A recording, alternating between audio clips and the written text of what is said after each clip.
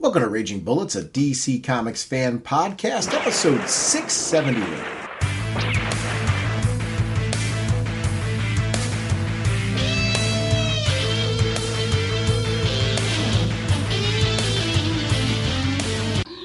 Welcome to Raging Bullets. I'm Sean Whalen, drnorge, and I'm joined as always by my co-host Jim, the sensei of the whatnot, the master of speculation, the duke of the sultan of strategery, the bridge-defying, tried to pull a fast one on choosing a creative team to shout out, but paid the price because he remains the elder statesman of the podcast, Segulin. How's it going?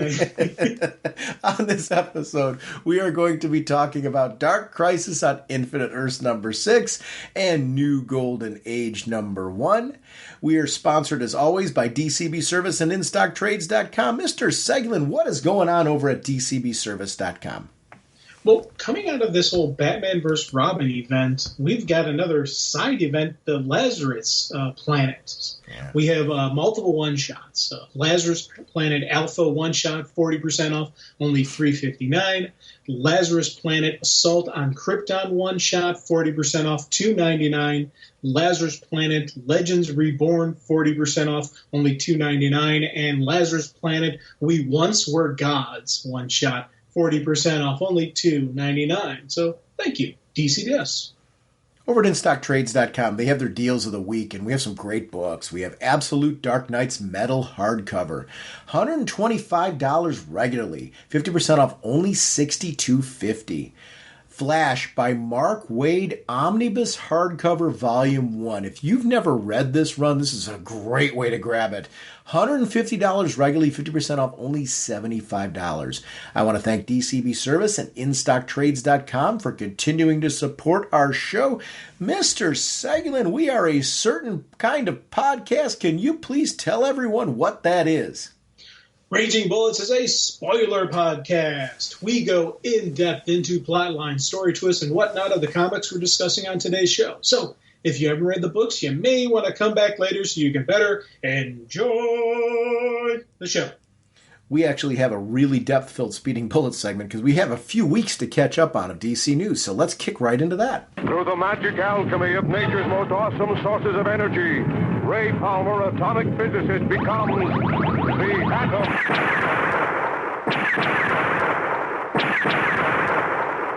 Jim, as we kick off Speeding Bullets this episode, I want to start with some sad news that came out this week. Kevin Conroy, the voice behind Batman, passed away at 66. And nowadays, it's funny, 66 is young. Big time, yeah. But I guess he'd been ill for some time or, had been facing challenges. I was really sad because I'm going to GalaxyCon Columbus at the beginning of December, and he was one of the guests that was going to be there. It's not just about, so I like getting the picture and the autograph and that whole yada-da-yada-da thing, but also, for me, it's the experience of, I don't like to do a lot of those online where you don't have the experience of actually meeting the person. I like to be there, meet the person, thank them for what they've done. That's the moment, where it's like this person has, with their work, entertained you. So I was really excited to finally get a chance. He's somebody I've never met, and I really wanted to meet him. It's sad, and I'm not making that all about me. It's more of the fact that there's a lot of fans that aren't going to have the chance to meet this incredible talent. And he was still active. I mean, he had done Batwoman recently. He continued to do voice work, relating to the character. His legacy and his mark on Batman, for a lot of people, Batman the Animated Series was their gateway into Batman. That he was their Batman. Mine was Adam West growing up. But boy, when that cartoon hit, that animated series, was that something different or what? I mean, it was taking it seriously and really delivering something. It was prime time. I mean, that was amazing. Well, I tell you, to this day, when I read the Batman comic books, his is the voice I hear in my head. Yeah. And it's, again, I never got a really chance to meet the guy, which, again, kind of stinks for me. I wish I had. And it's stuff like this that makes you go, I got to start. It's getting me to the point where I've got to start going to cons again, just so I can start meeting some of these people. And just, as you said, you have that moment when you can look them in the eye and say, hey, I really, really love what you did. Thank you. And just get that thing. I remember I got to meet Mick Foley at I want to say New York Con. I'm not sure. It was New York or Chicago, one of the two, and it was just a great moment, to sit there and talk with this guy who sacrificed so much of his body for my entertainment. And I just got a chance to just say, hey man, I really appreciate all the pain you've gone through. Thank you. And he kind of, it was just, you have that moment, and so. I was glad Kevin Conroy got to play Batman live action in that crossover where he, in Batwoman, where he got a chance to actually be Batman and have that moment. I thought that was really cool that they gave him that, just because of the fact that he was, always the man kind of like Oz, the man behind the scenes. Yeah. But it's one of those things. To your point about cons, it's especially in the past few years with work and everything like that, I haven't been able to go to as many cons. And in the last 2 years, and it was after the pandemic when you started being able to go again, I was really motivated to start going to cons. And now I'm good for 2 or 3 cons a year, particularly local ones, because we've been lucky in Cleveland that we got Fan Expo. Now this Galaxy Con I've never been at before, but this is a big one that's coming in Columbus. I'm hitting these because there's a lot of talent that's going to be there, and it's one of these are cons that they have comic talent, they have media talent, gaming talent. It's like a nice mishmash of everything, and I'm just glad to see more conventions popping up on the scene, and I hope they continue to be lucrative because they're great opportunities for. I love Artist Alley, because I know for artists that becomes another source of income, and I think it's really great that artists have that other opportunity out there as well. So it's always a community aspect thing, you know what I mean, where you're hanging out with a bunch of people, whether you know all of them or not. You're hanging out with a bunch of people that are like-minded, right? We all like the same stuff, and it's that communal thing. It's why I like going to, like I saw Black Panther this week. I went to the 5:30 showing. So I was in with a smaller group of people, but even afterwards, like we were all walked out like really happy because the film was excellent, and it was just kind of like that communal moment of like we just saw this thing together. Cons are a lot like that, so it's a really, really cool thing to be able to be a part of that. But that's a regret I have now, because to your point, there's other cons that I could have gone to where I would have had the chance to meet him and thank him. And I was looking at this as one of my bucket list ones where, at Columbus I was going to finally get to meet him. And unfortunately, that's not the case. I'm sorry that he passed, because just an incredible, incredible talent. So with our last 2 episodes, we've been focusing very heavy on Batman 89. We haven't had a chance to talk a lot about a DC news. So one of the things that's come out, there's a trailer actually on our Facebook page for Titans Season 4. Have you had a chance to watch any of it? 3 episodes are out. Have you watched any of it yet? No, I haven't seen anything of 4 yet. It's amazing. I've watched all 3 episodes, like binge watched them, and is it so, so good. I won't spoil anything for you other than to say, one of the things I've really loved about this show in particular, and I felt it from like season 1 to now, there's been like this evolution of where now it really feels like Titans for me. Whereas in the beginning, I always go back to the fact that when we had Robin at that like stage in his career where he was rebelling against Batman, and there was a tone in the early episodes that I had to get used to with this. Now I think it's a combination of I've really gotten used to the direction of this show, and the team has evolved into a team, into a family. And I think that they've really nailed that aspect. I love the cast and was really looking forward to this, and boy, is this delivering out of the gate. So season 4, 3 episodes in, is really good. It's every Thursday they air a new episode, so I can't wait till next week to see the next part. And it is that.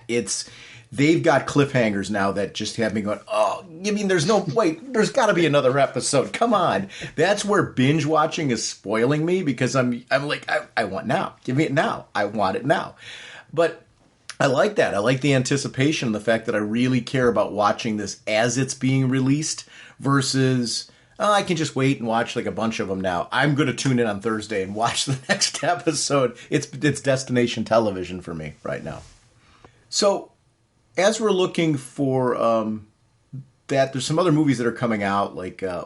So How are you on the Ant-Man movie series? I know it's not a DC one. I love the Ant-Man movies. I think they're a lot of fun. It's something a little different. We got this Quantumanium coming out, and I saw the trailer at Black Panther. It looks really cool. Like they're doing, they're going into, again, this kind of like quantum universe and things like that. Is that a movie series that you're into? I know it's not a DC one, but where are you at? Like, where are you at on the Marvel films in general? Okay, so Marvel films in general, generally I watch them eventually. I usually don't see them opening weekend. I was thinking about maybe doing it for Black Panther, but actually had some crazy stuff happen this week, so I couldn't. So I am going to see Black Panther. The Ant-Man movies are interesting in that I usually don't see them in the movie theater, and then I watch them, and I'm like, man, I should have seen this in the movie theater. I enjoy them when I watch them, but for whatever reason, I never catch them while they're out. So I've seen all the Ant movies. I like them. I like the characters. I like, again, it's one of those neat usage of a full team. It's not just Ant-Man is the primary focus. If it was just one person primary focus, I don't know if I would enjoy it as much as I enjoy how much time they spent on everybody in the universe. So definitely I will eventually see this. I keep telling myself I want to see these in the theater, so maybe this will be the one I actually see in the theater. Because like you, I saw the trailer. I saw I don't know, was it at Black Adam or did I see it online? I can't remember. But I've seen the trailer for it, so I want to see the movie. So and just like with the Thor Love and Thunder, I didn't see it in the theater, and I probably wish I had. Because I had enough people say, "Oh, that was a really good movie. You probably would have liked it." One of the things I'm finding to it, I found this. I don't want to make this all about Marvel, but I'll say this with actually Black Adam and Black Panther, the two most recent movies I saw. Because of the way they're shot, with these vast landscapes and these glowing action sequences and things like that, and these just wonderful special effects. Seeing them on the big screen, like I saw Black Adam with you on that XD screen by you, which is just stunning. It's a gorgeous screen. So it's just a great way to see a film. I saw Black Panther in 3D this week, and I was blown away by just the sense. I like when 3D is used for things like depth and you almost felt like at certain points in time, like you were in the movie, if that makes sense, because of the fact that it was like kind of jumping out at you. And it wasn't the kind of 3D where it's like about throwing things at you. You know what I mean? It was the kind of 3D where it gives you a sense of vastness. And because of Black Panther having like these rich landscapes and things like that, and there's some really cool sequences. I'm trying not to spoil anything for the film because you haven't seen it. There's just sets the best way to say it. There are sets that are in that are just stunning and vast, and the idea of depth. They showed a trailer for Avatar at the beginning of it too, which was also in 3D. Which that Avatar, like the first Avatar, if you've never seen that in 3D, you really need to see it in 3D. It's a different movie in 3D. Yeah. The sequel looks like it's going to be the same thing. It's just. There's certain movies. So Quantumania, one of the reasons why I'm referencing that, and I'm hoping the same thing with Shazam. It's these movies that are coming out like really have a sense of scope that I love seeing them at home. I love rewatching them at home, but there's a different experience in the theater. The sound system's different, the screen's different, there's scale, there's scope that's just different. It's an event. And it's great to be back at films that feel like an event and just again, being blown away by stuff that I'm seeing again. It feels like we're heading back into an era of that, and movie theaters need this. Because what we're not getting right now is there's a lot of gap between big releases that are, you don't have like these competing big releases right now where you've got like 2 or 3 great movies that you've got to go see. And that's no insult to other movies that are coming out. They're just, the truth is there's some smaller scale movies that are coming out at the same time that there's that tentpole big release that everyone's going to be flocking to. And it's not good for movie theaters right now. There needs to be competing films because people have different tastes. Case in point, like you're saying, I can wait a little bit for the Marvel films and that type of thing. I can't. Very similar to the DC movies. I'm a comic book film junkie, especially when they're done well. And right now, they're being done very, very well. And I've got to go see them. I want to see them live. I also want to see them before any spoilers. Like we do a spoiler podcast and we do the warning on purpose. We want to talk to people after the fact, and with reading comics and films and anything we talk about on here, the goal is to have that celebratory experience of how did you feel about this? Or even if there's something we have gripes or grievances or disagree about, to talk about that without ruining an experience for people. I like that with film. I want to go see it and just not see too many reviews or too many of other people's opinions beforehand, then read them. Because it's fun to look at a review afterwards and kind of go, really? People just like that movie. I didn't have that experience at all. It's kind of fun to look at that.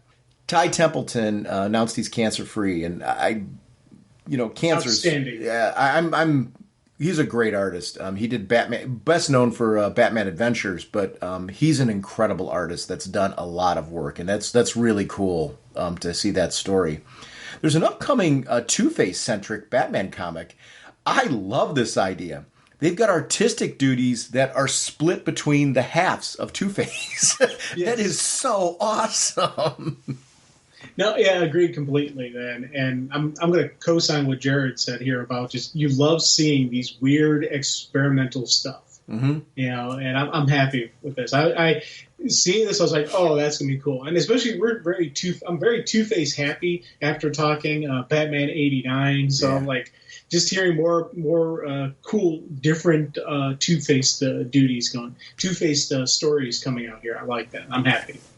So some great news that came out in October, actually, and we didn't have a chance to talk about this on here. So we've got some leads now for the DC Film Division, Film, TV, and Animation Division, actually, across the board. James Gunn and Peter Safran are going to be leading them. I am really thrilled to see leadership in that because we've got some news lately, especially with the CW shows and things like that being pared back. I want to see more news coming out of a direction. This is big because we haven't had anybody guiding the ship in a while over there. And attempts that have been made before, no insult to the people that have done it, but they haven't gone in the same direction to the point of comparing to Marvel. They've got an engine going over there now. That engine is very successful for them. Very rarely do you hear of Marvel duds that are coming out. There's a lot of content. And that's, I think, the nice part about it is they've got a lot of content and a direction going. I'm just thrilled to see we've named some leads in their names that I think can really do a good job with this. So I'm excited. It's Finally, this is the news that we need. So the future is bright right now. And, there's a light at the end of the tunnel, and it's not a train. All right, cool. As long as that's what we got going on, I'm happy. To the point of continued experimentation, we just talked about that Two-Face. We've got this DC Power, a celebration #1 that showcases black creators and characters in January.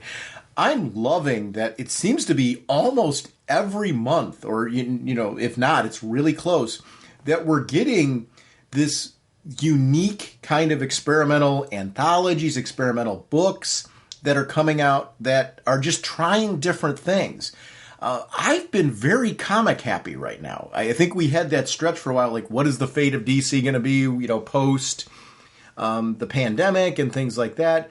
And I think comics in general, to me, this is the kind of news that gets me jazzed. More stuff, more experiments, trying new things. There's not this kind of... I love additional Batman content. I love additional Superman content, Wonder Woman, some of the top tier characters. But I also love these type of books. Throw this type of thing out there because that there's going to be characters in there that we don't normally see spotlighted, and we're going to get a chance to see them in this this particular book, and I'm excited for that. That's fun. It mixes things up for me as a reader, which I'm really enjoying. I am reading, more comics now than I've been reading in the last 2 years. Yep. And it's what I'm finding is, because there's a lot competing, right? So I'm a big gamer. This month has been like the month where now I'm starting to get big releases. Like the new God of War came out on my PS5. I'm a big Sonic the Hedgehog fan. There's an open world Sonic the Hedgehog game. I'm playing this Disney game that's online that I did like the pre-order preview. It's like it's not the full release yet, but you like pay to be a part of the beta version, whatever you want to. And I'm really enjoying that. I'm playing a lot of games. I'm watching a lot of shows, watching a lot of movies, but what I'm finding I'm making a ton of time for, comics. And not because I'm forced to, not because I do a podcast. That's the fun part. I'm reading all this stuff just because I'm enjoying it. And it's the quality of what's being put out right now. I feel like I'm re-energized with comics. I'm hoping that's something that's starting to kind of post-pandemic spread out again, because I want this industry around. My gosh, the creativity that's going into comics right now. I'm reading some great stories about great characters that are just put together by just amazing talent. It's really a fun time to be a comic fan. I don't know. Are you having the same experience right now? Because this is cool. Oh, big time. It's funny. We talk about this DC power and looking at the image there, and every single one of those characters are people I absolutely love. So I'm like, yes, give me more stories about these characters, 100%. And also going on with what you said, I've been reading a lot of outside of DC now. And yeah. It's funny. I'm not anti-Marvel, but I'm not reading Marvel because I can't dive into another universe. But I've been dealing with other, story genres. Comic book stories that aren't about superheroes has been really a big thing I'm looking for, because I want, I've got my superhero stories. I want non-superhero stories. And so I've been dealing with, diving, out, just seeing what's out there. iZilla, I'm loading stuff on iZilla. I don't know. I've been sitting back, it's while my computer turns on at work, I read a comic. When the day is done, I read a comic. So every day I'm reading at least 2 comics, plus any additional ones that I sit down. And I try those books not to be DC books. So I'm going to say something. You said something about like not diving into another universe with Marvel. When I did the DC Universe Ultra thing, I ended up getting a year of subscription to the Marvel Unlimited, like their thing. And I'm reading a ton of that too. And what I'm reading is like, I'm just grabbing certain characters. Like I'm reading the new Hulk series, which is wacky cool. Like the premise behind this series is Bruce Banner and the Hulk like died and were brought back to life. And this happened in Immortal Hulk, which I haven't read the whole thing of yet, but I'm reading that concurrently and getting caught up with it while I'm reading this. So I don't know kind of how we completely got where we're at now. But what's happened now is Bruce Banner is in, this is the first issue, so I'm spoiling a little bit here, but Bruce Banner is piloting a Hulk spaceship that is driven by an engine that is, it's the gamma radiated Hulk, the Hulk portion of himself is the power source for. And how he does warp speed and boost and things like that is by getting the Hulk angrier.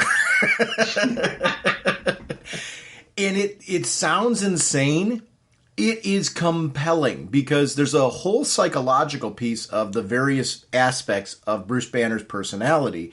There's also a hidden piece of what's really going on here, like what's driving, because there is a component of this where it's like there's an evil portion of Bruce Banner in this, and you're like, well, what is driving that? And so there's more to the story, and that's where I'm going to kind of stop myself and not go super spoilery.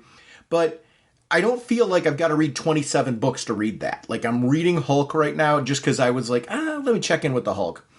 I'm reading Daredevil, which I'm really digging. Chip Zdarsky, who's doing Batman right now. If you like his work on Batman and you haven't read any of his work on Daredevil, you are insane, because it's so good. So do yourself a favor. If you're a DC fan and you're reading Batman, which is outstanding, you're going to feel just as good reading Daredevil. And it's different enough, because it's Daredevil, which is a very different character, but yet street-based and all that kind of stuff. If you like that gritty action, though, Chip Zdarsky is just a very talented writer.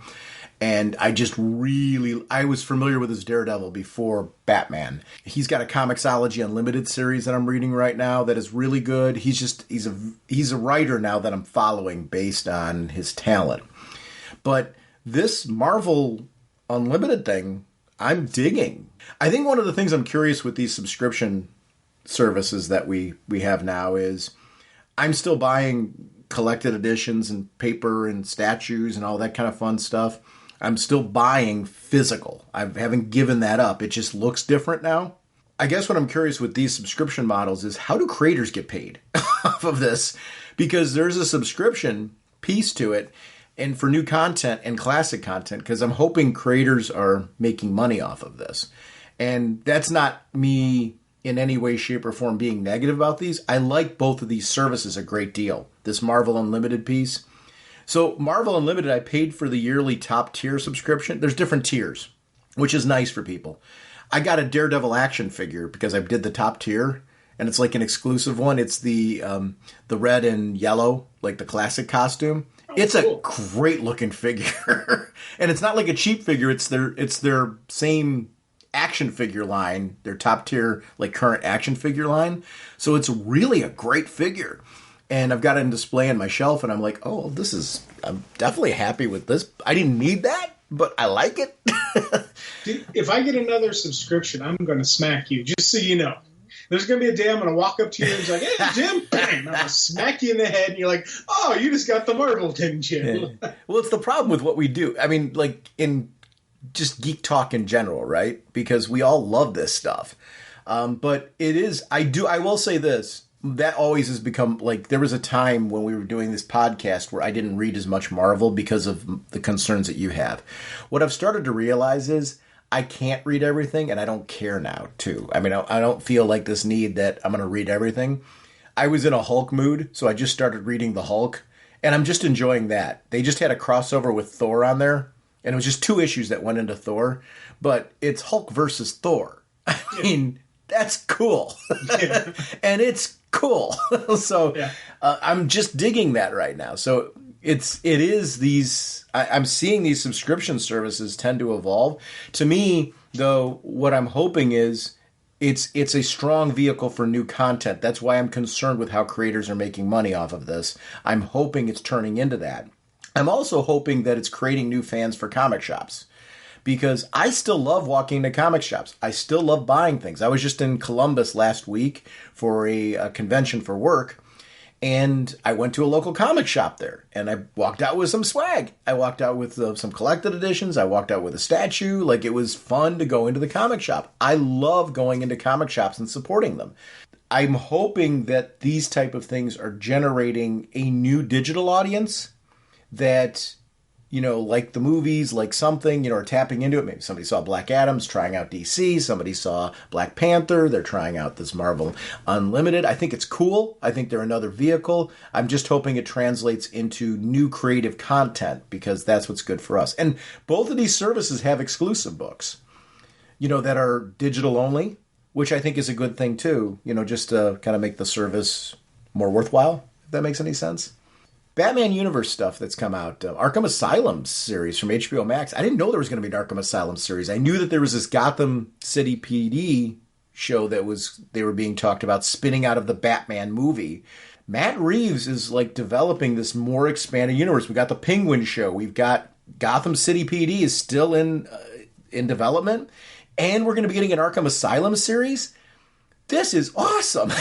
I'm like, yes, please, more. Yep. I've been waiting for announcements like this. And I think what I'm jonesing more for this is Titans season 4 is so good that I'm like, yeah, okay, great. More content coming out of this HBO Max thing. This is what I want. This is exciting news. So I didn't realize that. So the DCEU name has been thrown around. I didn't realize that wasn't really kind of an official name. So it's going to be called, strange enough, the DCU, which I'm completely fine with. That seems to be like the right idea. But they're mapping out what looks like an 8 to 10 year plan with one big overarching story. And I think that's cool. You know, like the idea that we're going to be getting a big epic story. I got to say, it was satisfying when there was a long-term plan that told an overarching story in Marvel that led to, you know, the 2-part movies and that type of thing, that big crescendo. It feels like that plan just works really well because its nuggets are spread out over time. And I think it's, you know, that they're connecting threads with the movies. If they can pull that off with DC, yes, please. Thank you.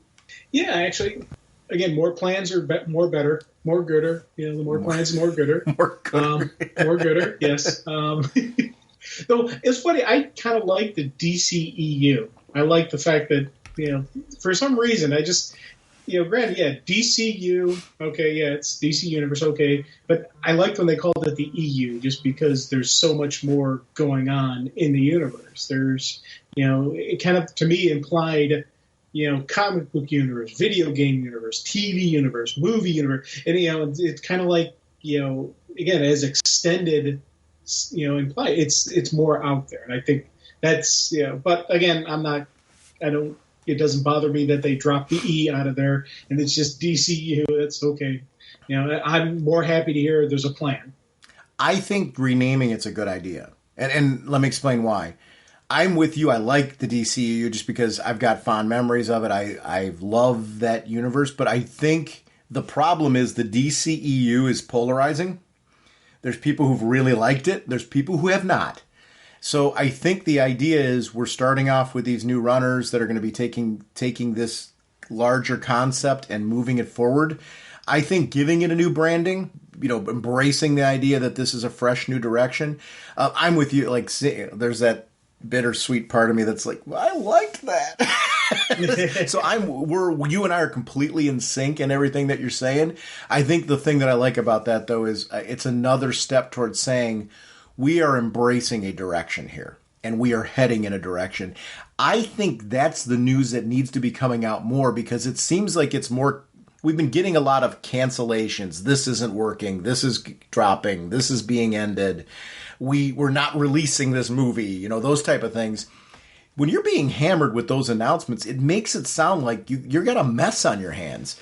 That's not when you've got great movies like Black Adam coming out. We've got Shazam on the slate. We've got another Aquaman coming. We've got like big movies that are coming. And you've come off of things like the Batman and stuff like that. There's a Joker sequel coming. There's a lot of cool stuff coming out of these studios that are producing this, and there's great television that's out there right now. Your story can't keep being this thing is not working. And that seems to be the news that's been coming out. Green Lantern's being retooled at HBO Max. Just as long as you're not canceling it. If you feel like what you were doing before isn't working, retool it, get it going. The Green Lantern Corps as a concept being developed into a TV show is, like, to me, that's another no-brainer. I mean, there's so many great sci-fi shows that are out there right now that I think this could be competing with in a good way. I look at what Paramount Plus is doing with their sci-fi output. It's outstanding what we're getting there. This is ready, tailor-made to cater to that audience. I think this is a smart move. Did we talk about Henry Cavill officially being back? I don't know if we had a chance to really talk about it on the show. We talked about it when we talked Black Adam, and we're excited to see it. So, yeah, 100% confirmation he's back for future movies, not just that one-off appearance, not just the fight sequence, not just the fight that's coming between him and Black Adam.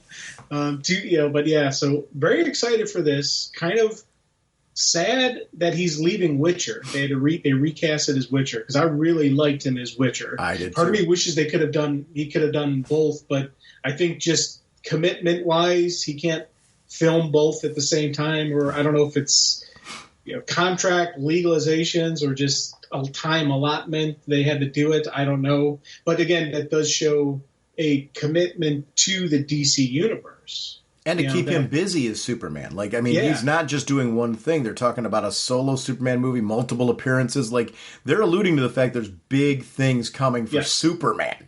which has me excited. I'm with you. I'm a big fan of The Witcher. I love the games and I love the show.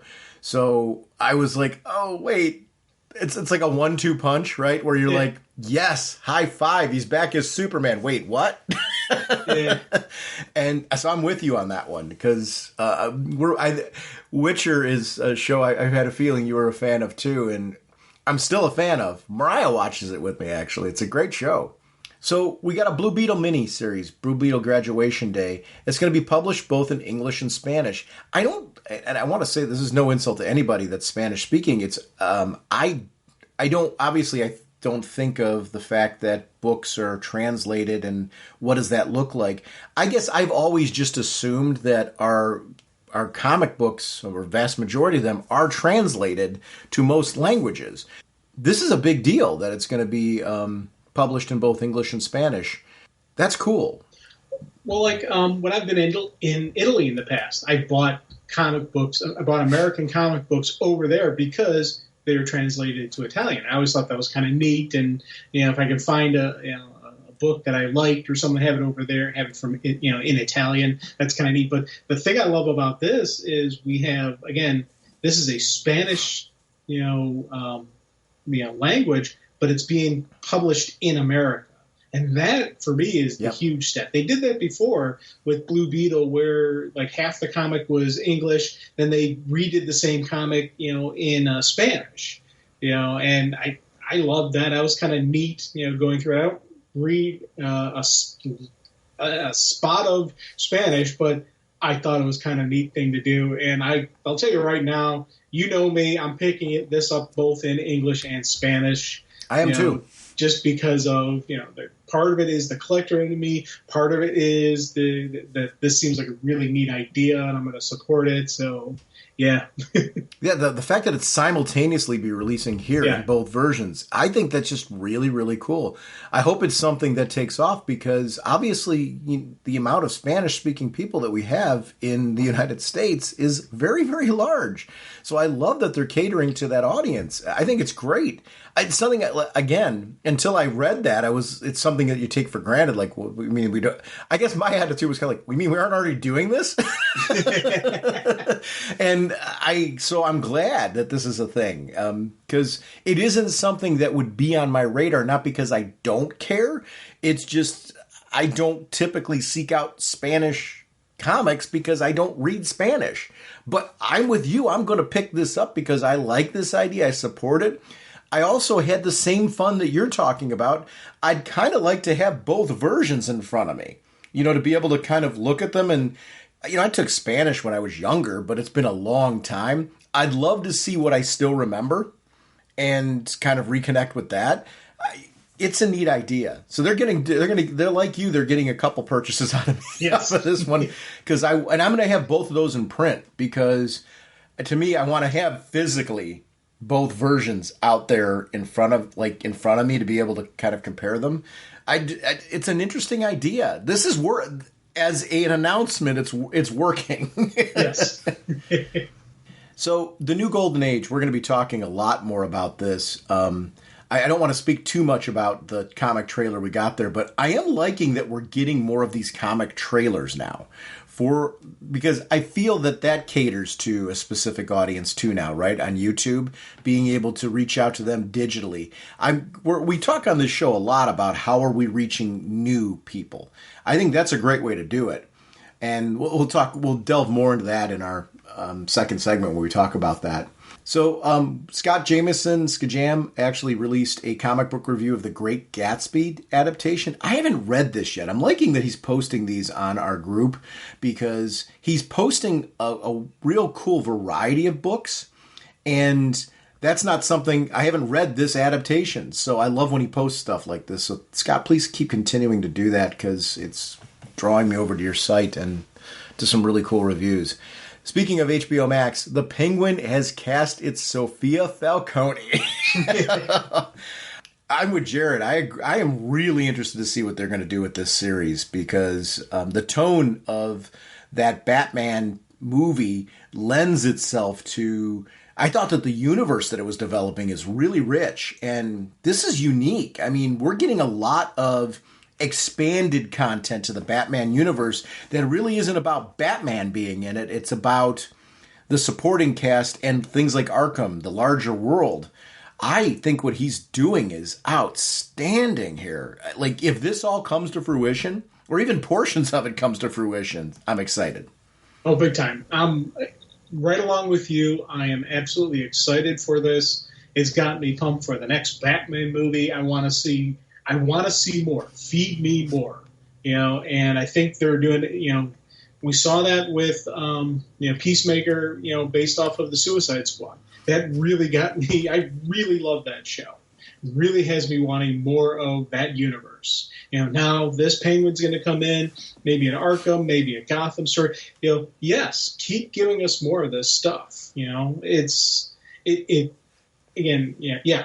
Sandman's getting a second season, which it's one of those where I know it was popular and was doing well, but I knew it was expensive too, so I didn't think it was a foregone conclusion that we're going to be getting it, especially with some of Netflix news about, their prices. I mean, their stock prices going down. They're not making the profits that they were before.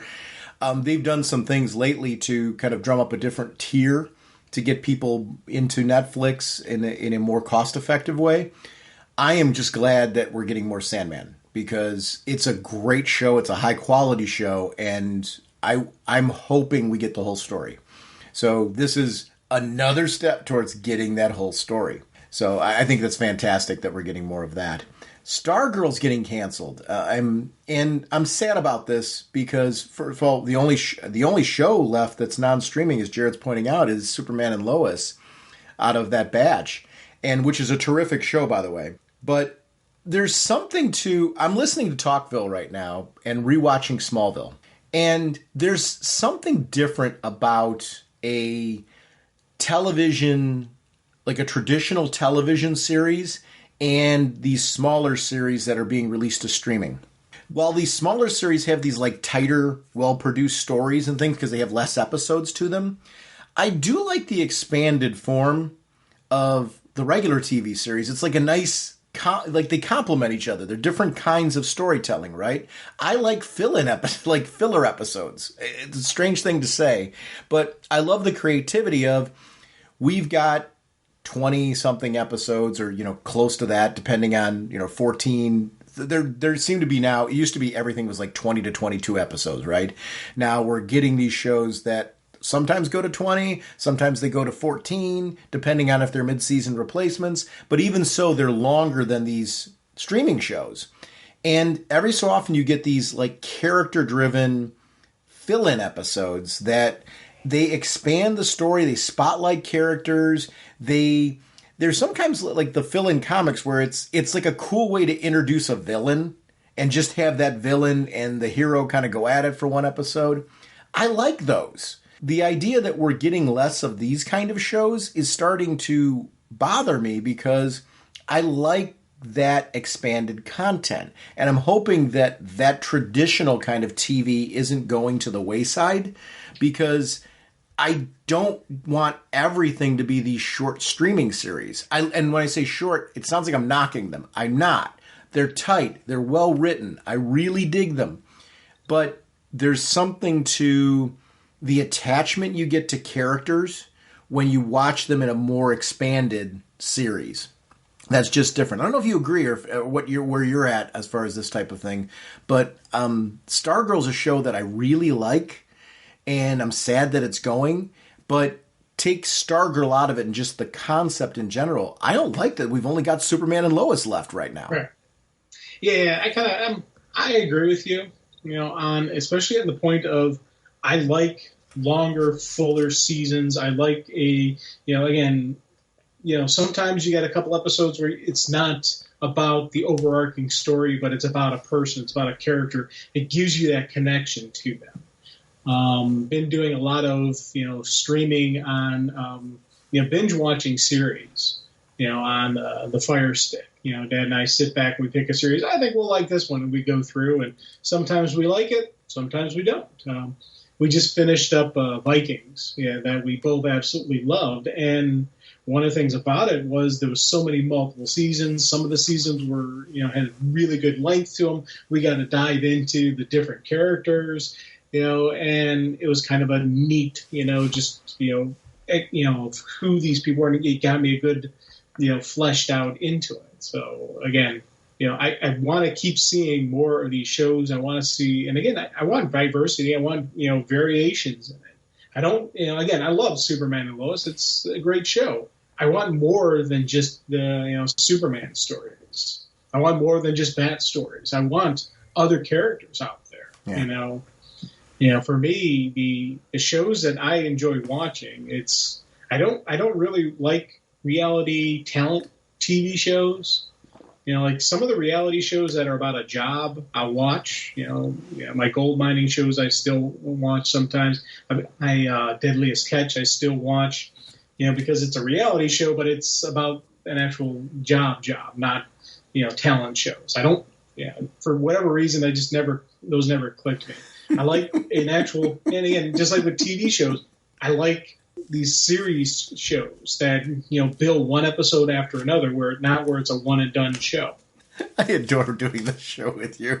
Why? Because I love that you start off with this whole thing where I love you're going this tirade about, I hate reality shows, I don't like them. Well, I hate reality shows unless they're about a job. Right. Exactly. And wait, I'm smiling because there's I mean, everything you're saying is logical. It wasn't, how like you'll throw out something sometimes where I think you're going in a certain direction, and then you'll come back with something like, wait, what did he just say? And I'm captivated by what you're saying here. So I get it. Like, cause I just summed up what you were saying in a way that I'm like, I get him. I get, he's very clear on what he's saying here. It just wasn't where I was expecting you to go. Hey, just when you think you know the answers, I changed the question. You did. And that is from Roddy Piper, by the way. I like it. James William Stubb did this really funny post. It's I think it's from 37th Realm, but it's this because it says it on there. But it's the Adam West Batman kid in the car, Peter, and it's Tom Holland's. Why can't we have a team up? Truancy is a crime, Peter. No exceptions, and it's really funny. Thank you for posting that. If you haven't seen it, go to our Facebook group and check it out. It's pretty funny. I'm sad about this one. It's on CW. It's CW News, but Whose Line's ending after 12 seasons, and I'm a big fan of Whose Line. I actually went to go see Whose Line anyway, which is. It's like the group of them that get together and tour. They took out some of the words so that way they could attach it to this without it being attached to this. And it was excellent to see them live. It's a different sort of show. But one of the pieces that are talking about is CW is trying to change the demographic to an older audience. It's interesting nowadays for these channels to be like seeking out. I don't know how you seek out certain demographics now with streaming, in this era, because I think people jump between channels so much. Like, are there channels you watch now, Jim, where you you watch it consistently all the way through an evening? No. Actually, I'm trying to think here. The last time I really did it. Usually we watch a little bit until we jump over to here, then we jump over there. We're bobbing and weaving. When we start going into a show that we're streaming, then I stay on that. So the streaming services, will have me more locked in that way. Yeah, I'm kind of the same way. So it's interesting now. It's a challenge, I think, for stations that are more traditional, like the CW, as far as how do you now target a demographic. What does that look like now? I get it. I get what they're trying to do, trying to rework, because obviously their numbers are showing them they got to do something. But it's a challenge. I don't know how you pull that off. And we're in an interesting era right now. I think, and it's a very transitional era when it comes to TV media, because I think streaming services, some of them have started to kind of figure it out, but it seems like figuring it out is not something you kind of set it and forget it. you've kind of got to keep reworking and retooling your direction because tastes change, and you've got to be able to bob and weave and shift to those tastes and provide that new content.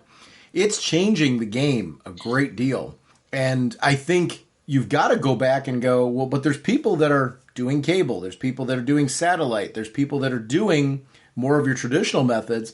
How are you figuring out who those people are and targeting them, while at the same time trying to draw back people who maybe have cut the cable, maybe haven't been watching your channels in a while, with content that makes them go, oh, wait, I gave that up in this. I need to go back.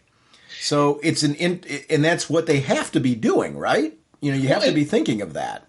Yeah, and actually I'm thinking about, I'm remembering now, there's the FBIs, the 3 different FBI shows that are trying to do that. Yeah. There's the Chicago shows with Chicago PD, Chicago Fire. I think they even Chicago Medical or something like that, where they're trying to do that. So they're trying, the shows or the networks are trying to do that, but it looks, what they're doing now is you have a theme block for those periods. Instead of like shows that like back in the day, this would be the lead into that, you know, and you would just stick around. Like you had the Thursday night must-see TV, if you remember from when we were kids, where it had all the comedian, the funny family shows, one after another, that people started at, you know, the beginning of night and stayed through bedtime. You know, instead of doing that, it's now seeming like they're doing more of a theme night, you know, and have that to lock people in. So, again, I don't understand why, you know, they're getting rid of this show, but, you know, maybe they've got a plan for the block that's going to be in that time. It's got to be ratings driven. I mean, you know, all these things are ratings driven. It's sad though, because I think it's a great show. I love improv. You know, like the fact that they off the cuff do the things that they do. That show's been canceled and retooled before, so I hope that just ends up happening, that it gets retooled and brought back.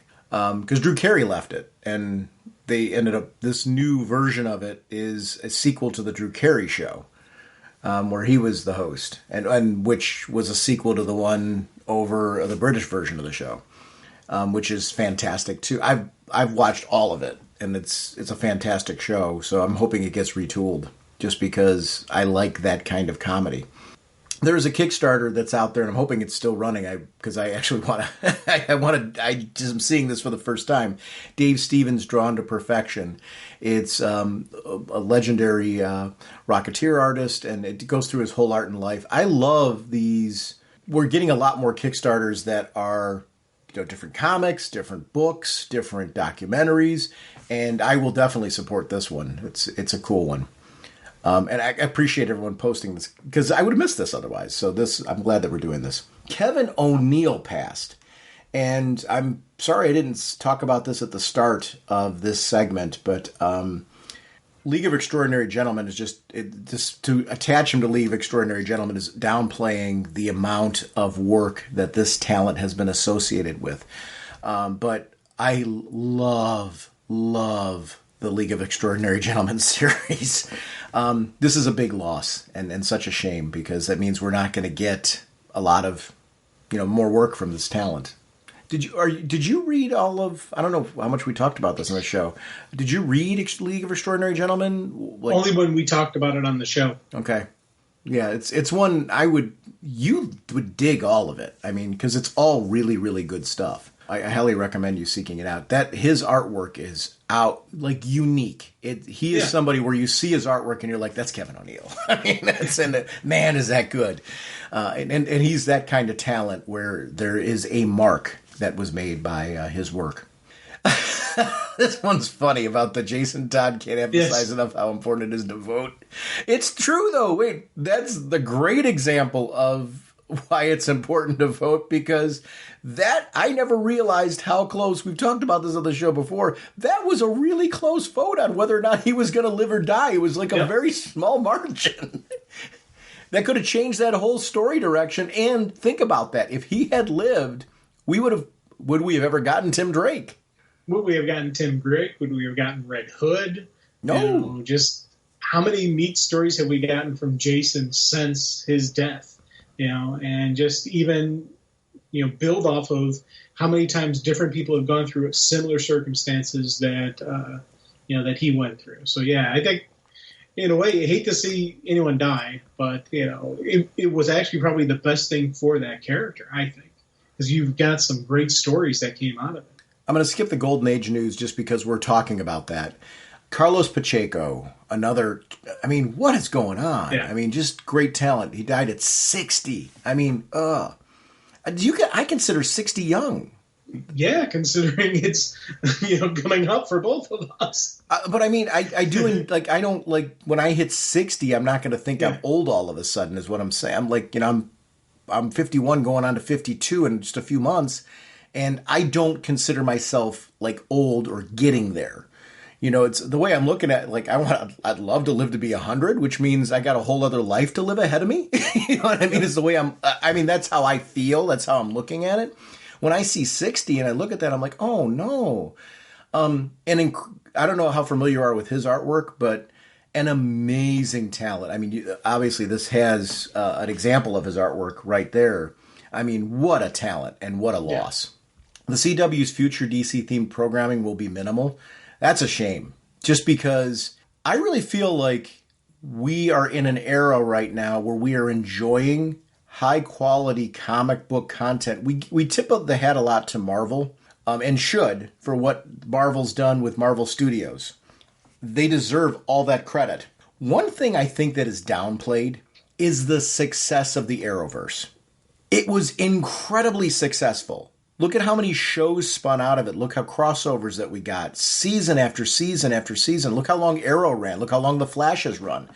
These are shows that were successes and have spun into, Legends of Tomorrow. That's a show, when you look at the cast and the makeup of characters in that show, on paper, if somebody told you that was going to be a show, you would have laughed, right? Yeah. And it was. And it was a great show and very different than everything else that was out there. The CW, there was a great Supergirl show, Batwoman, great shows that came out of that. It is an era that I am sad to see kind of, when I say come to a close, Superman and Lois is still going strong. It's a great show. I hope it continues to keep going strong, even if it's the lone tentpole show that just hangs on because of, and I hope it does, because it's great. This was an era we got amazing crossover stories. We got epic tales that were told. And we're seeing the legacy of it play out today. These streaming series that we're getting are both from Marvel and DC.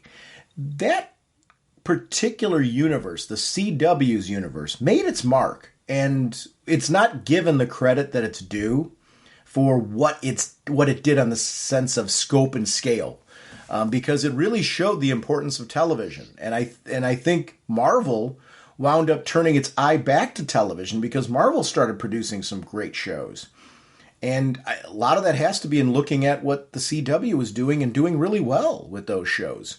So it's sad to see this, but yet I'm glad we've got the content like that. These are shows that I'm going to watch again. Yes, and it's the everything travels in cycles. You think back to Lois and Clark. Back that first run of those two. With the new adventures of Lois and Clark, and how that was such a huge thing. It was a big crossover. Then it ended, and then Smallville came out. Oh, look at all this! It brought back the superhero thing, and that ended. And then Arrow, and then Flash, and then they built this whole universe that popped, the Arrowverse that popped up out of it with some great shows, and now it's coming to an end. So there's going to be a period of downtime, and then hopefully there'll be another resurgence. Hopefully there'll be another appearance come back. I don't know. I don't know when it's going to happen, but these stories keep coming back and they keep living. So when the next run comes up, that's when once again we'll have the next season, the next age of heroes on television. There's a humble bundle that's for Terry Moore's work. You mentioned that you're reading some stuff outside of DC right now. It's like kind of expanding your reading. I don't know if you've read any Strangers in Paradise or Echo or any of this stuff. Strangers in Paradise was like the first one to like latch onto, but you can jump to any of these. Echo's outstanding. Rachel Rising's great. You know, they're showing like all of this, but they're doing this humble bundle for like physical, you know, Terry Moore books. He is an amazing talent. He's one of my favorite creators, and I can't recommend enough. If I've got all of this stuff, but if you don't, this is a great way to get it. So I'm glad that James posted this because this work is outstanding. DC's continued to expand their Sandman universe books. What's great about this, you know what it means? They're successful. Yes. I'm excited for that and they're Black Label imprint books, but I want to read more Sandman universe. I'm really enjoying the story content to the point of what I was saying earlier, that I'm reading more comics. This is stuff I've been getting caught up on because I was behind on it. There's the Sandman universe Nightmare Country like crossover thing that they were doing, but James Tynion or Tinian, whatever, I think it's Tynion. I'm apologies for any name butchery there. The fourth is doing more Nightmare Country stories in the Sandman universe, and I'm so glad because this is just really great work. And to the point of something different, this is something different. There is a Jason Momoa secret DC project, and James is saying that he thinks it's him as Lobo. That's interesting. I guess what I'm saying is, I guess the idea of Jason Momoa having a secret DC project that is him being something else other than Aquaman. I am all for that. It's interesting to think of an actor who is in a prominent... Aquaman's a very prominent DC character, and he's now known for that role. I'm all for actors being able to, and actresses being able to branch into other characters if there's projects and things that would... Well, actually, Jared commented that Jason said that it has nothing to do with DC. Oh, okay. So it's just another project. Oh, okay. Got it. I was going to say, well, I guess, so let's pull back on that. So now we know that this is not, I'm glad you caught that. So now that we know that it's not a DC project, what do you think about that, though? Like a main character, a main actor, I should say, playing a different role, like Gal Gadot. Let's say she played something else other than Wonder Woman in DC. In TV, I would be okay with it. In another movie that's part of the same universe, it would give me issues. Mm-hmm. If they did another movie that obviously wasn't part of that series, I probably would be more okay with it. Like if Gal Gadot was to play a role in the next Joker movie, I wouldn't have a problem with it. You know, it would throw me off a little bit, you know, because part of me would be wondering, are they doing Wonder Woman? You know, but once you realize that it's not, I probably would be okay with it. Yeah. You know, but if it was like a TV, if she was playing somebody on a TV show, you know, then, you know, a DC TV show, I'd be 100% okay with it because, again, the movie and the TV universe crossover, again, it's alternate universes. So, you know, it's an Elseworld situation, so I would be okay with that. It's just I would have a problem, you know, with, you know, if Jason Momoa was playing somebody else in the next Ben Affleck Batman, that would throw me it would be is Aquaman in disguise? No, okay, what's going on here? You know, that would probably throw me. But again, in the end, I would get over it. So, did you read this thing about this Bestiary Chronicles? It's a free 3-part comic series from Campfire Entertainment. It was drawn by AI, which is interesting. You know, I mean, I never want like AI to replace traditional comic artists, but I don't mind it as like as something else, like an addition to it. It's stunning. I mean, like I'm looking at the artwork, I'm like, just, you know, like I would with any comic artist. Again, I don't want to see it as a replacement, but as an addition.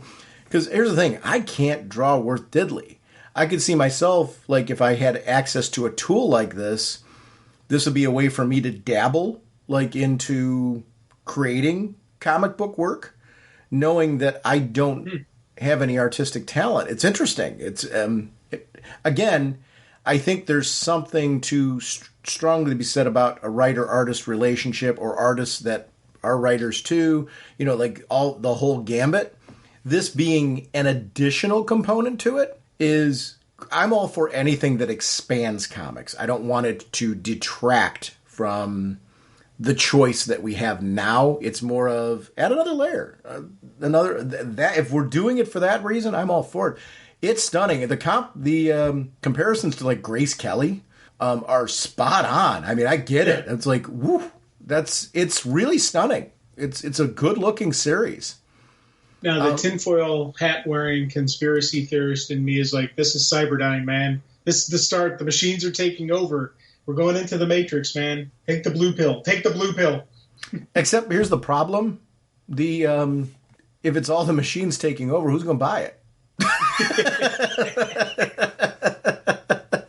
I know this is free. It's just interesting to see that we've got AI now that can produce something like this. I think it's cool.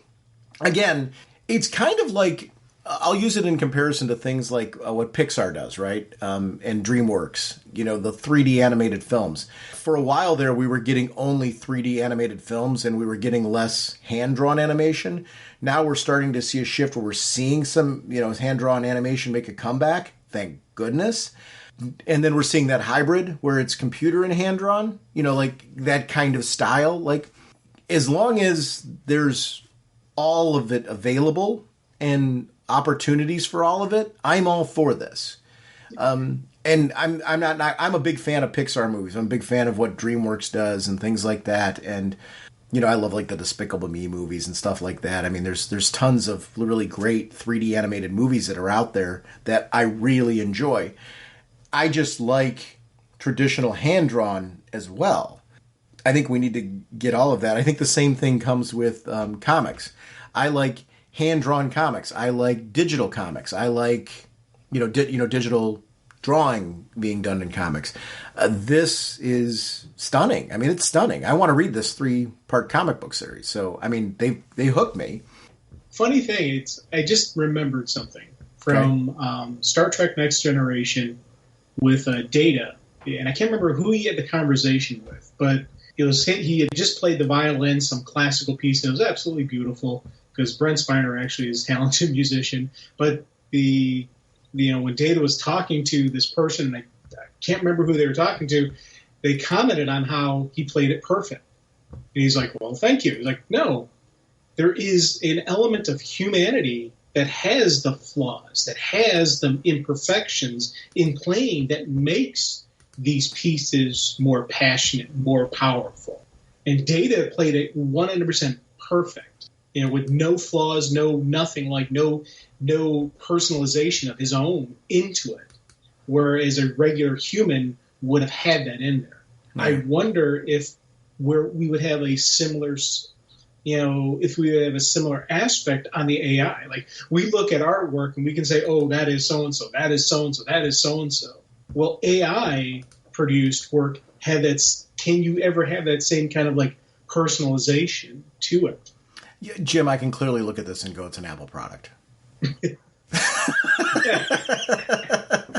I know, I get what you're saying. Like, are we going to get that? Are certain AI, like if we have multiple AI tools doing this, what generates the unique style? Will everything look the same, or will we get personalization? That's the thing. Because I've got Freddie Williams art I love because and I've got Alec Ross art I love. There's just these creators that I'm like, I see their work and I love it, and I go with that because of their style. That they're putting their essence, their lifeblood into that artwork. And I can see this is their piece, and so that's what I wonder about, with this AI. Because again, I agree with you. The images I'm looking at are absolutely stunning and beautiful, but will they always be the same? Well, I think that's too soon to tell. Right. So I went and downloaded these issues because you can. I mean, they're free, by the way. I want to be clear. I want to read them. I want to see what this looks like, because I think it's hard to even comment on what you're saying without reading them. I think it's just kind of a neat thing. So they're free, and there's links to it on our Facebook group. So go ahead and check this out. It's I'd like to see what it looks like to read a series with AI. I think it's intriguing. It's another form of experimentation with the medium is the way I look at it. I don't want this to be a replacement for anything. I would like it to be just another alternative. It's cool experimentation. So it's good stuff. On that note, Jim, why don't we talk Dark Crisis? Look at those strange little beetles. They look... Great neutron! Our first discussion is on Dark Crisis on Infinite Earths, issue number 6. The script by Joshua Williamson. Art by Daniel Sampier. Layouts by Daniel Sampier and Rafa Sandoval. Colors by Alejandro Sanchez. Letters by Troy Peteri. Cover by Sampier and Sanchez. Variant covers by Cully Hammer, Crystal Kuhn, and Raphael Sarmento, Ariel Cullen, Ben Oliver, Associate Editor Chris Rosa, Editor Paul Kaminsky. Superman was created by Cleveland's own Jerry Siegel and Joe Shuster. Supergirl, based on characters created by Jerry Siegel and Joe Shuster, by special arrangements with the Jerry Siegel family. And apologies to name butchering. That was aplenty. We were laughing right before this segment kicked off because Jim volunteered to do the creative team on this particular issue because of the fact that the next one that we're doing has a lot of artists that we're going to be talking about. I think I won. And I messed that one up. Sorry. And again, really am sorry because this is, again, another stunningly beautiful book that I absolutely loved. So. And to be clear for people listening, especially if this is like one of your first episodes with us, one of the reasons why we read off the creative team, even though we know we get it wrong, and I say we, I definitely get them wrong too. Our goal there is never to insult anybody. It's more of to draw attention to the creative team. So even when we're getting it wrong, the intention is to, hey, check out creative when you're looking at a book. That's why we do that. It's really for that purpose of don't ignore cover credits. Don't ignore who the people are that put these books together because that's part of the talent that you want to follow. This cover, I'm looking at the main cover, the traditional cover for Dark Crisis, and boy, does it feel like a Crisis on Infinite Earths cover, where you see everybody and their uncle on that front cover. And I love that we've got the old Justice League back, and it's this is stunning, because it's neat, because this Crisis, right, has a different generation in it than any of the previous ones do, along with the classic characters. It's a little bit of everybody on there.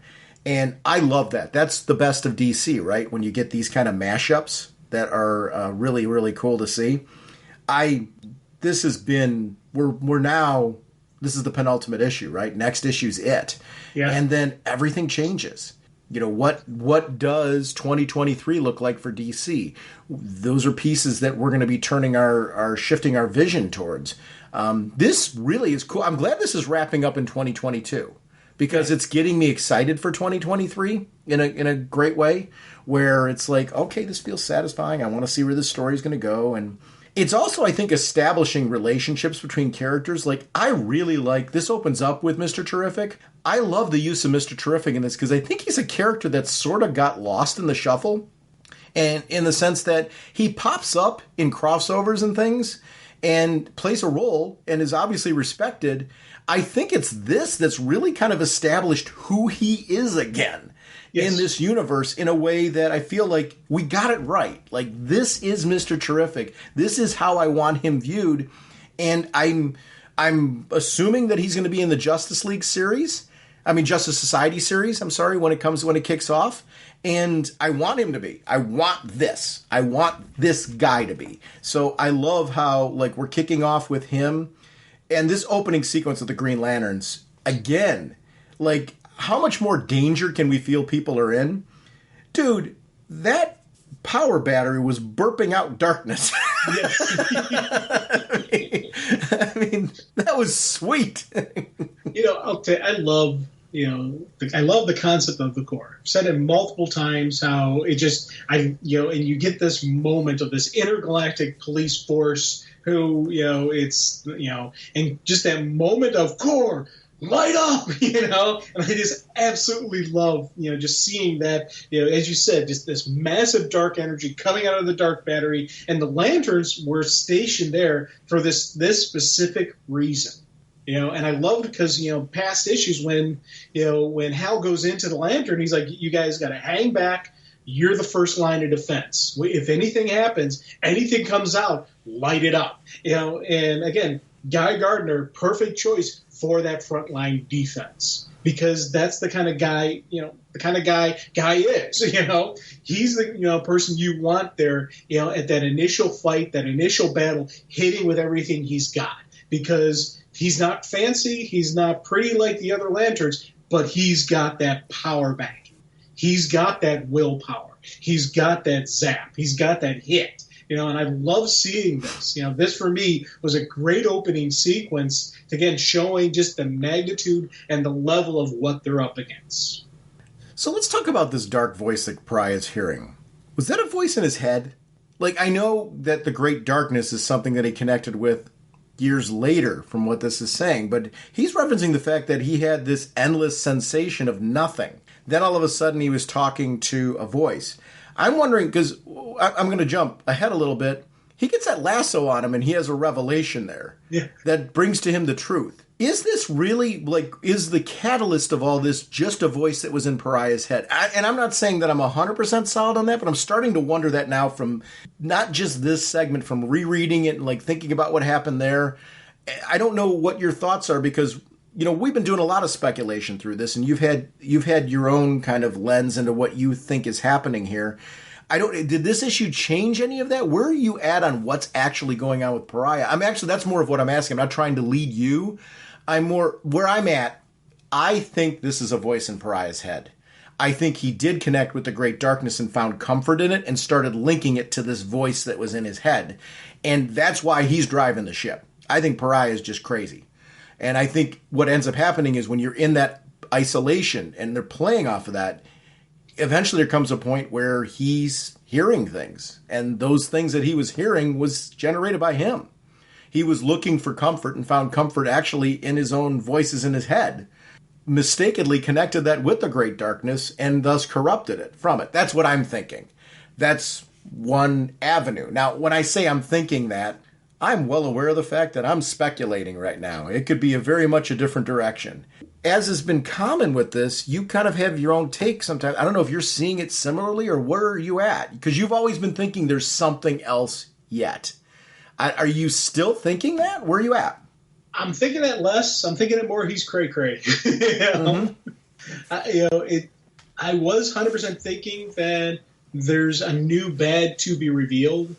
And if there was, it would have been revealed in this issue. And we don't get that. We just have this dark energy. And I think, I'm thinking that I'm more agreeing with you than I was in the past, where this is the issue. Pariah, kind of lost it a little bit. And that voice that he heard was his own voice in his head. I don't think there is another entity out there other than this great darkness, dark matter, energy kind of whatnot that, he tapped into. And that's, kind of fed in and corrupted him even more. And that's the energy that got put into Deathstroke. That's getting spread into all these other, villains and all these heroes and all these other people getting infected by this dark energy. I think it's just that dark energy. It's not a individual or an entity. It's just again, you look at the laws of thermodynamics. Energy is neither created or destroyed. It just changes its form. And I think that's what we've got. We've got this dark energy that is transferring from person to person to person. It's not, getting bigger. It's not getting shorter. It's just spreading out. So it's, I don't think I'm less and less on the bandwagon that there's going to be a new big bad reveal. I was thinking that, and if that had been the case at the end of this issue, that's when we would have seen who that new big bad. And we do see situation go from frying pan to fire, in this. But it is still the same entity that we were seeing before. So I'm more in your camp that it's just Pariah kind of lost his mind a little bit. You know, well, and to be clear about camps on this one, if you were to ask me 3 issues ago, do I think this is what's happening? My answer would be no. So, I mean, like, this is what I'm feeling this issue is very different. I feel like there was a lot more of a reveal in this issue of what's going on here. It's interesting to, like, we've talked before about how you speculate and you start, like, convincing yourself, like, this is what's going on and I'm all in. And we had some, like, serious debates where we were, like, debating over speculation. I will totally admit we're a lot more on the same page in the sense that I don't think what either of us was thinking, like, was really where this is going. And I like that, actually. I like the surprise. Like, I'm like, oh, this is what's going on here. It's intriguing. I like when, like, you can see elements of, like, what you were thinking, elements of what I was thinking, and you see how we both, like, kind of got where we're at, but then we're like, yeah. But then, you know, Williamson said, I got to remind you guys, I'm the writer here. Yeah. And I like that. I really enjoy...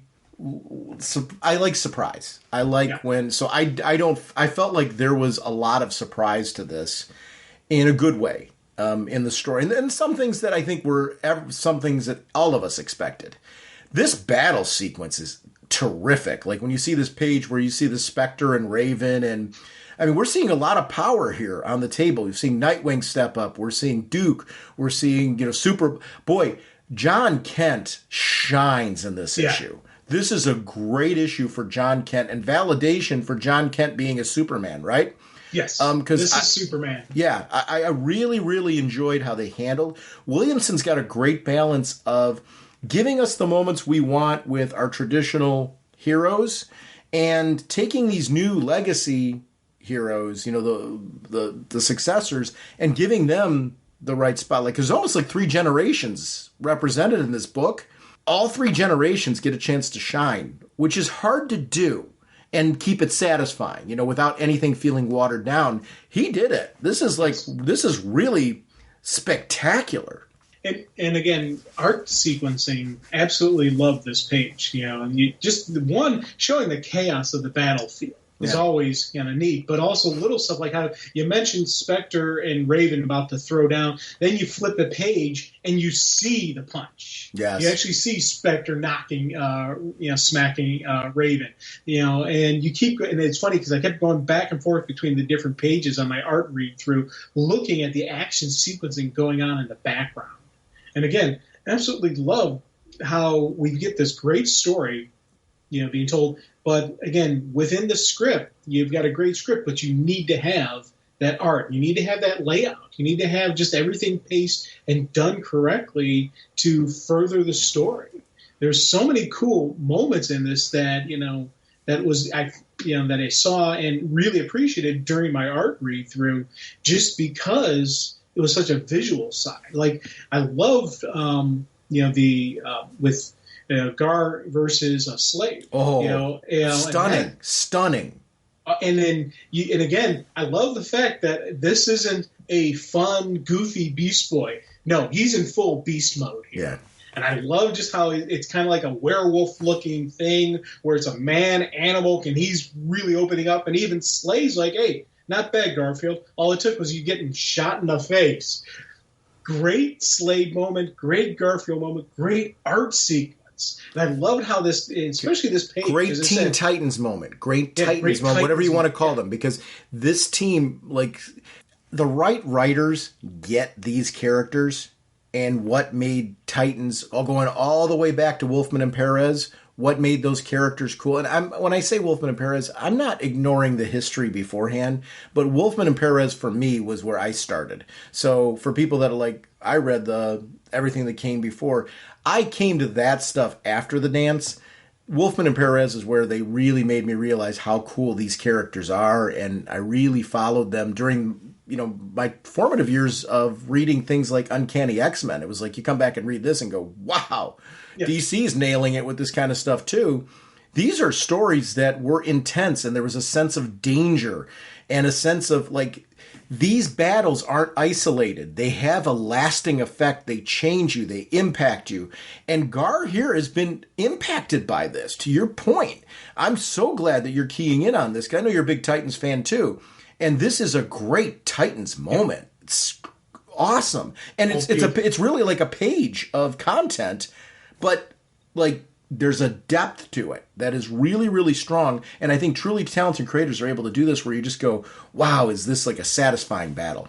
Yeah, and I loved how as the page goes down into the final panel, where it's more of shadowy of them, not because we get these great, beautiful details, and then at the final page, it's that final confrontation, and there's going to be an epic fight, and later on we learn who won that fight, and absolutely, I love this. Again, this for me was a beautiful, brilliant page.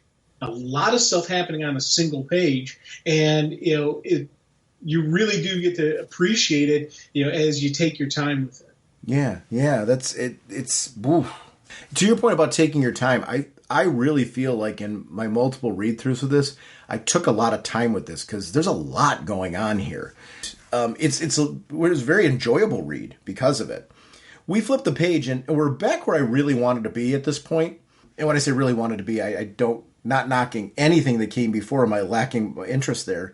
I also wanted to see what is happening. Like we've got this looming question about our heroes, our main heroes, the Justice League.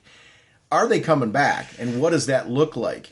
This sequence is pretty deep because I don't want you to be right on this one. And I'm really afraid that the end result of this is going to be some of what you feared right at the very beginning of this one.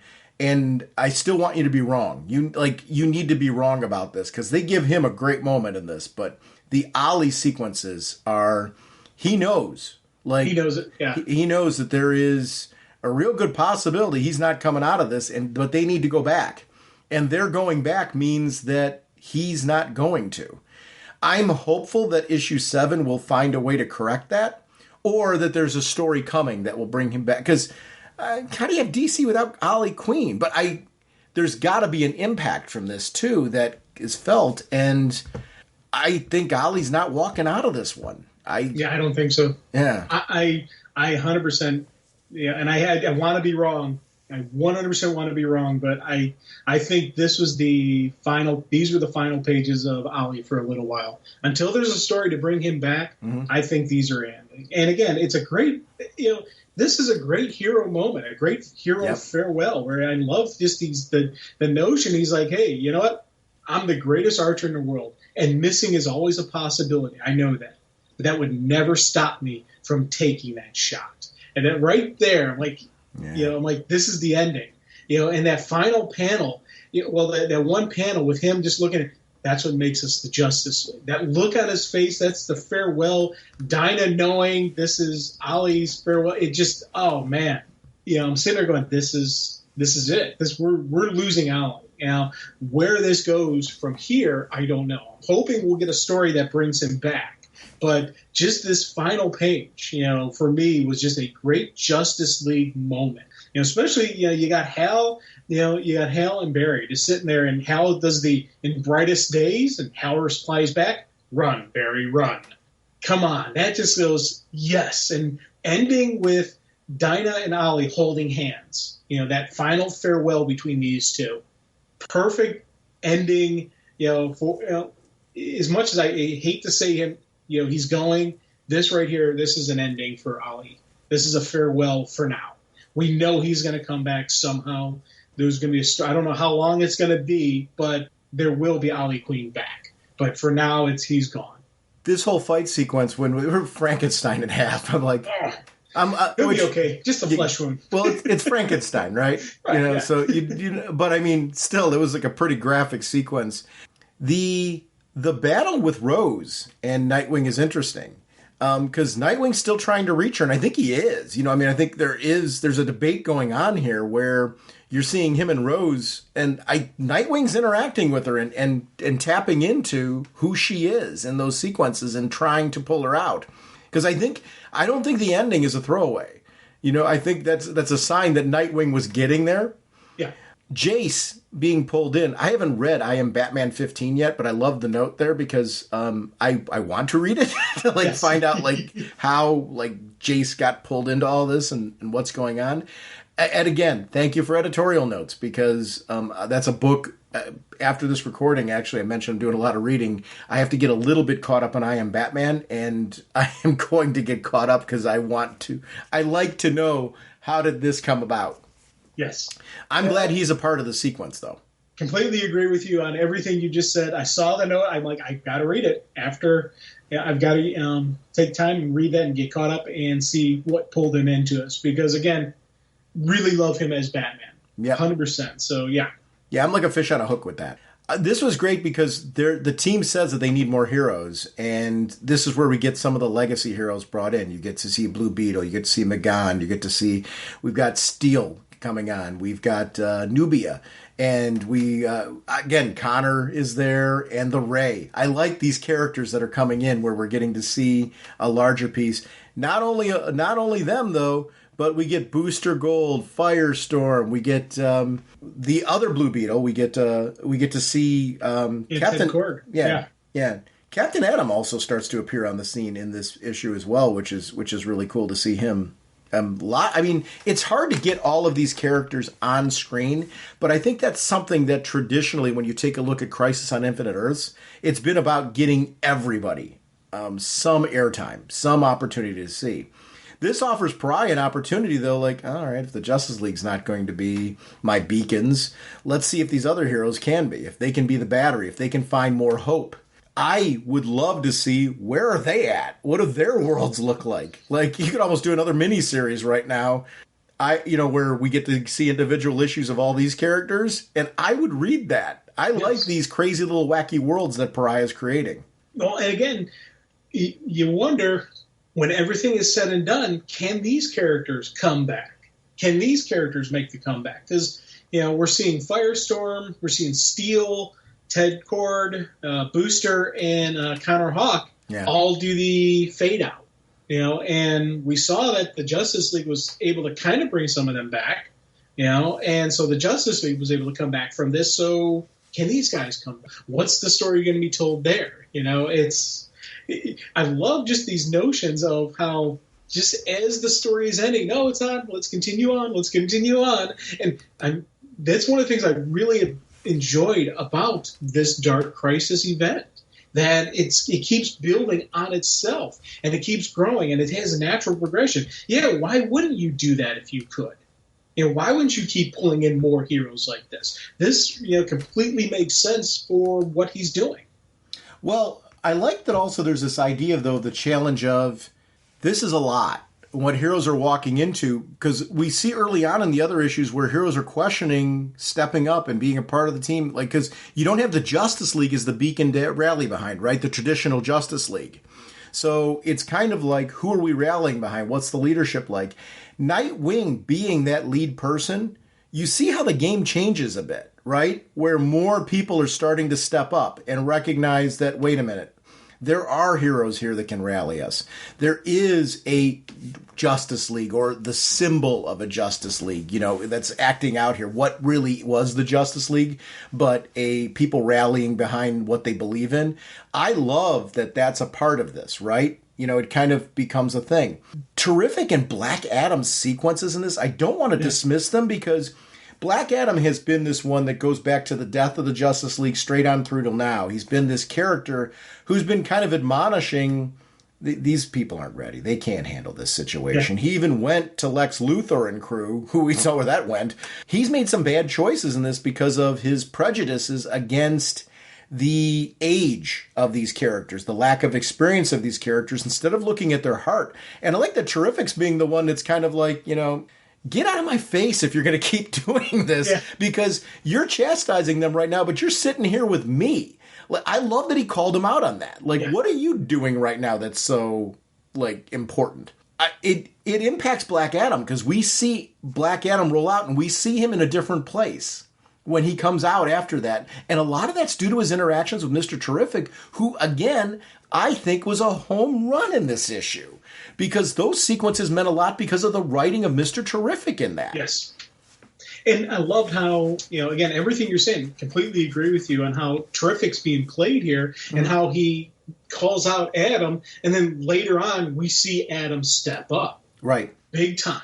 And, he's like, if I'm going to die, I'm dying fighting. Yes, that's some Black Adam stuff right there. And you see him throwing down. And again, this sequence, when they're carrying out his gun, when they're carrying out Pariah's device, love seeing Jace step up saying, hey, my dad and brother are the tech geniuses, but I know a thing or two. So he's stepping up. He's not just punching and kicking Batman. He's not just a physical brute. He does have some intelligence. So I love how he's jumping in to help Terrific. And again, for me, the moment that had me 100% cheering on this page is like when, we need time. What are we going to do? John, what are you doing? A job for Superman. Yeah. I cheered out loud when you see John just charging 100% Ed, Darkseid and Doomsday and just the full dead army there going, it's time. I got to throw down. Everything he's got, all his heart, everything that makes him Superman. I loved this sequence. It keeps building and building and building. Just when you get to a point where you're like, oh my God, yeah, and you keep cheering even more. And absolutely, this for me, again, stunning sequence of story, but also artwork. I always love when they do the lettering where he flashes the Superman, and it's like the cover, like traditional classic covers of how it's blocked off and all that stuff. There's a boom behind his voice when he's saying it.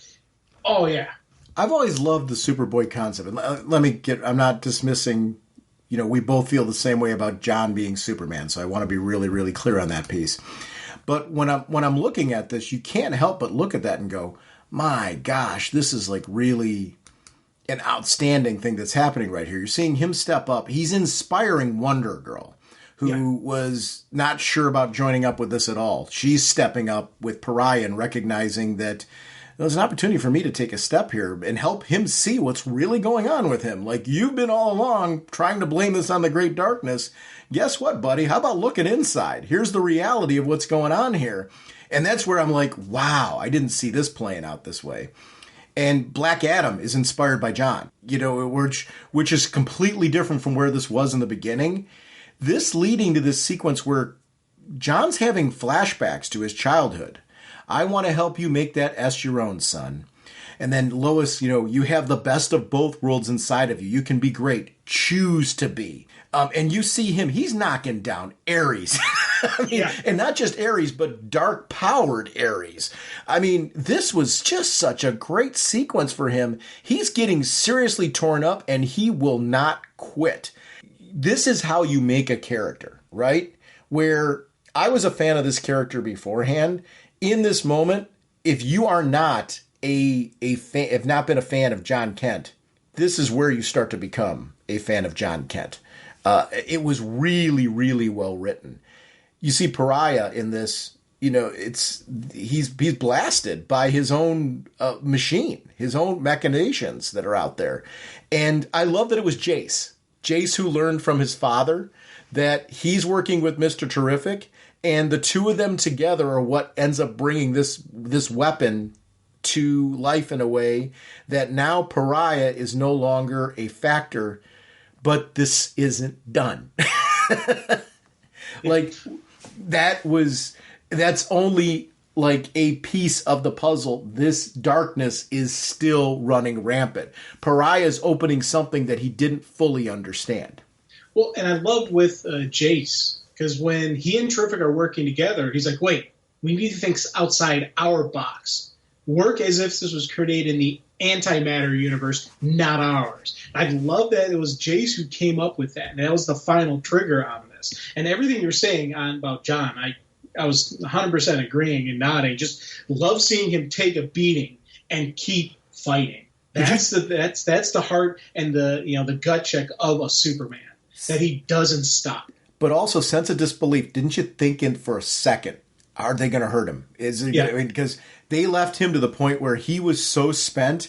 I was thinking Dad might show up. There was that possibility, but there was also that part of me the way that they did it, I felt a sense, even though I knew he was going to be saved to a certain extent, there was that part of me that's like, but is he?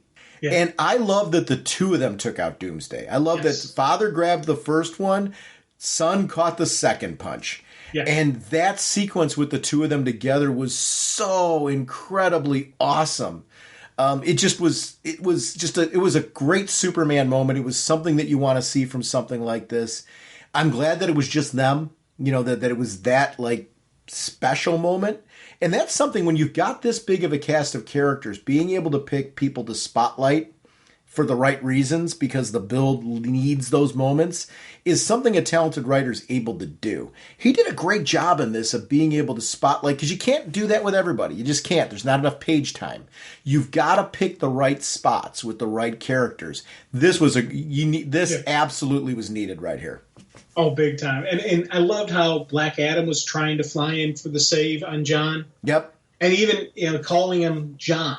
Yes. Not son of Superman, not anything else, but John. And he the passion he was trying to save him, and he's stopped by evil Lex. Absolutely love that whole sequence. And again, brilliant art sequence on these pages. Yeah. That first hit where Superman takes the first punch, John takes the second, and then together where they're like, never again. Bam! 2 punches at the same time, sending Doomsday flying. Oh my God, I loved this sequence. And then you flip the page and you see the rest of the Justice League. You see the rest of the Green Lantern Corps flying in for the cavalry riding in to save the day. I was like, man, this is a great ending to this issue, but it's not done yet. Mm-hmm. And that was the thing that I loved about this issue, was that I'm at this point where you're like, oh, okay, cool. Things are going to start calming down. The enemy will start they'll start fading. They'll be able to beat the bad guys. No, it's not over yet, folks. I love the moment with Roy and Dinah. That was really great when she returned, and the first question being what happened. I did love see Terrific check in with the JSA right away. Where it's Alan Scott and all that. I needed that. How is the multiverse looking? What's going? Those pieces I thought was really, really great. Ending with Deathstroke the way that they did, and Rose and Nightwing being there, I can't wait to see next issue. This issue hit a lot. I mean, it really accomplished a lot in that sequence. That was something that really stood out for me. I've got a smile when I flip the page and I see that we've got the Stargirl series is getting ready to kick off soon. I feel like now when I'm reading DC books, I look for the ads. I look to see what's coming next. We've got that Tom King Danger Street coming in December. There's a lot of great content coming right now. This is a great time to be a fan. And the thing I love, that final page, because we've got Deathstroke's got a death grip on Rose. She's still corrupted with the chains. Nightwing is getting corrupted. So I'm going to agree with what you said earlier. I think Nightwing got to her. Yes. And I think started breaking the connection, and Deathstroke just replenished the connection in both of them. Well, it replenished in her and is now corrupting Nightwing. So that, for me, is one of the things I'm really looking forward to, seeing that fight. See, I wasn't thinking, and let me be clear, I'm nodding as you're saying that, going, wow, I wasn't thinking that, but I see why you are. I don't know that you're wrong. I'm really intrigued by what you're throwing out there. That's an interesting sort of perspective on this. I was not thinking that was a thing on this. Wow. That's going to be fun. Yeah. Want to talk the new Golden Age? Yes. Now I can get out of here.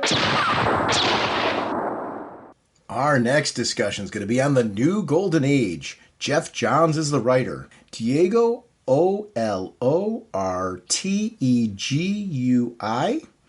with J.P. Mayer and Scott Hanna, Jerry Ordway, Steve Lieber, Todd Nauck, Scott Collins, Victor Bogdanovic, Brandon Peterson, and Gary Frank on art, Nick Filardi, John Kalitz, Matt Herms, Jordan Boyd, and Brad Anderson on colors, Rob Lay on letters, Mikkel Janin on cover, Jay Hero, Todd Knock, and Matt Herms, Michael Allred and Laura Allred, David Talaski on the variant covers, Dan Hipp, 125 variant, Marquise Draper, associate editor, Andrew Marino, editor, Katie Kubert, senior editor.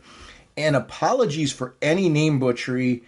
It's what I wanted without knowing what I wanted. I love the world of JSA. I love these characters. I love the concepts of them. This takes me back to my childhood because the first JLA JSA crossovers are stuff that I was reading in the late 70s, early 80s. And it opened my mind to, like, not just like Superman, Batman, Wonder Woman. Like, I loved the Justice League. I loved Super Friends. But then it was like, what do you mean? There's all these other characters. There's multiple Flashes. There's a Batman who grew old. There's a Superman that grew old that were the original ones that like got married and stuff and like did all these things. It was concepts that I was just like, they were kept throwing characters at me, and the new gods came into it. And it was this idea that what I thought I knew about DC was only the tip of the iceberg. These characters have always held a soft place in my heart. I remember being fascinated by Alan Scott, and his different Green Lantern costume. Jay Garrick and his different Flash costume. Then there were characters like Dr. Fate, where it was like, what is he? Really cool stuff. This is tapping into everything. I didn't know this was going to be a Helena, this was going to kick off being a Helena story. Yeah. And that's one of the things I loved about this. Like, if you'd asked me what I wanted from this, I would not have booked this the way that it is. And it's everything that I wanted it to be without knowing it.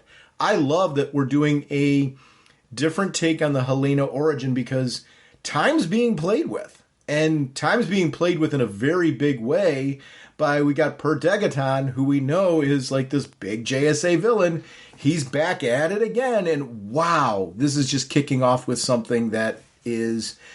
like, is this in our universe? Is what's going... like, I have so many questions on where this is taking place and when, because it's November 22nd, 10 years from now. So is this our Bruce and Selina's kid? Or is this on a different Earth? I don't know. I don't know either, but I'm reading this as if this is another Earth. Because I'm reading this as this JSA is different than the JSA we just saw fighting in Dark Crisis on Infinite Earths. Why? These are just the way it's reading to me. It feels like they're going back to having the JSA on its own separate Earth too, having its own separate Earth. That's what it felt like to me reading it. Again, I have no concrete evidence on this. This is what my gut is telling me as to whoever one is. Now, granted, I say that, but there's definite crossovers to the current Earth that is against that's against my comments. So again, it's one of those things that I'm not 100% locked in. When we see the Detective Chimp sequences, that is current Earth. Right. Not thing. So I'm like, I don't know. Am I wrong? Am I right?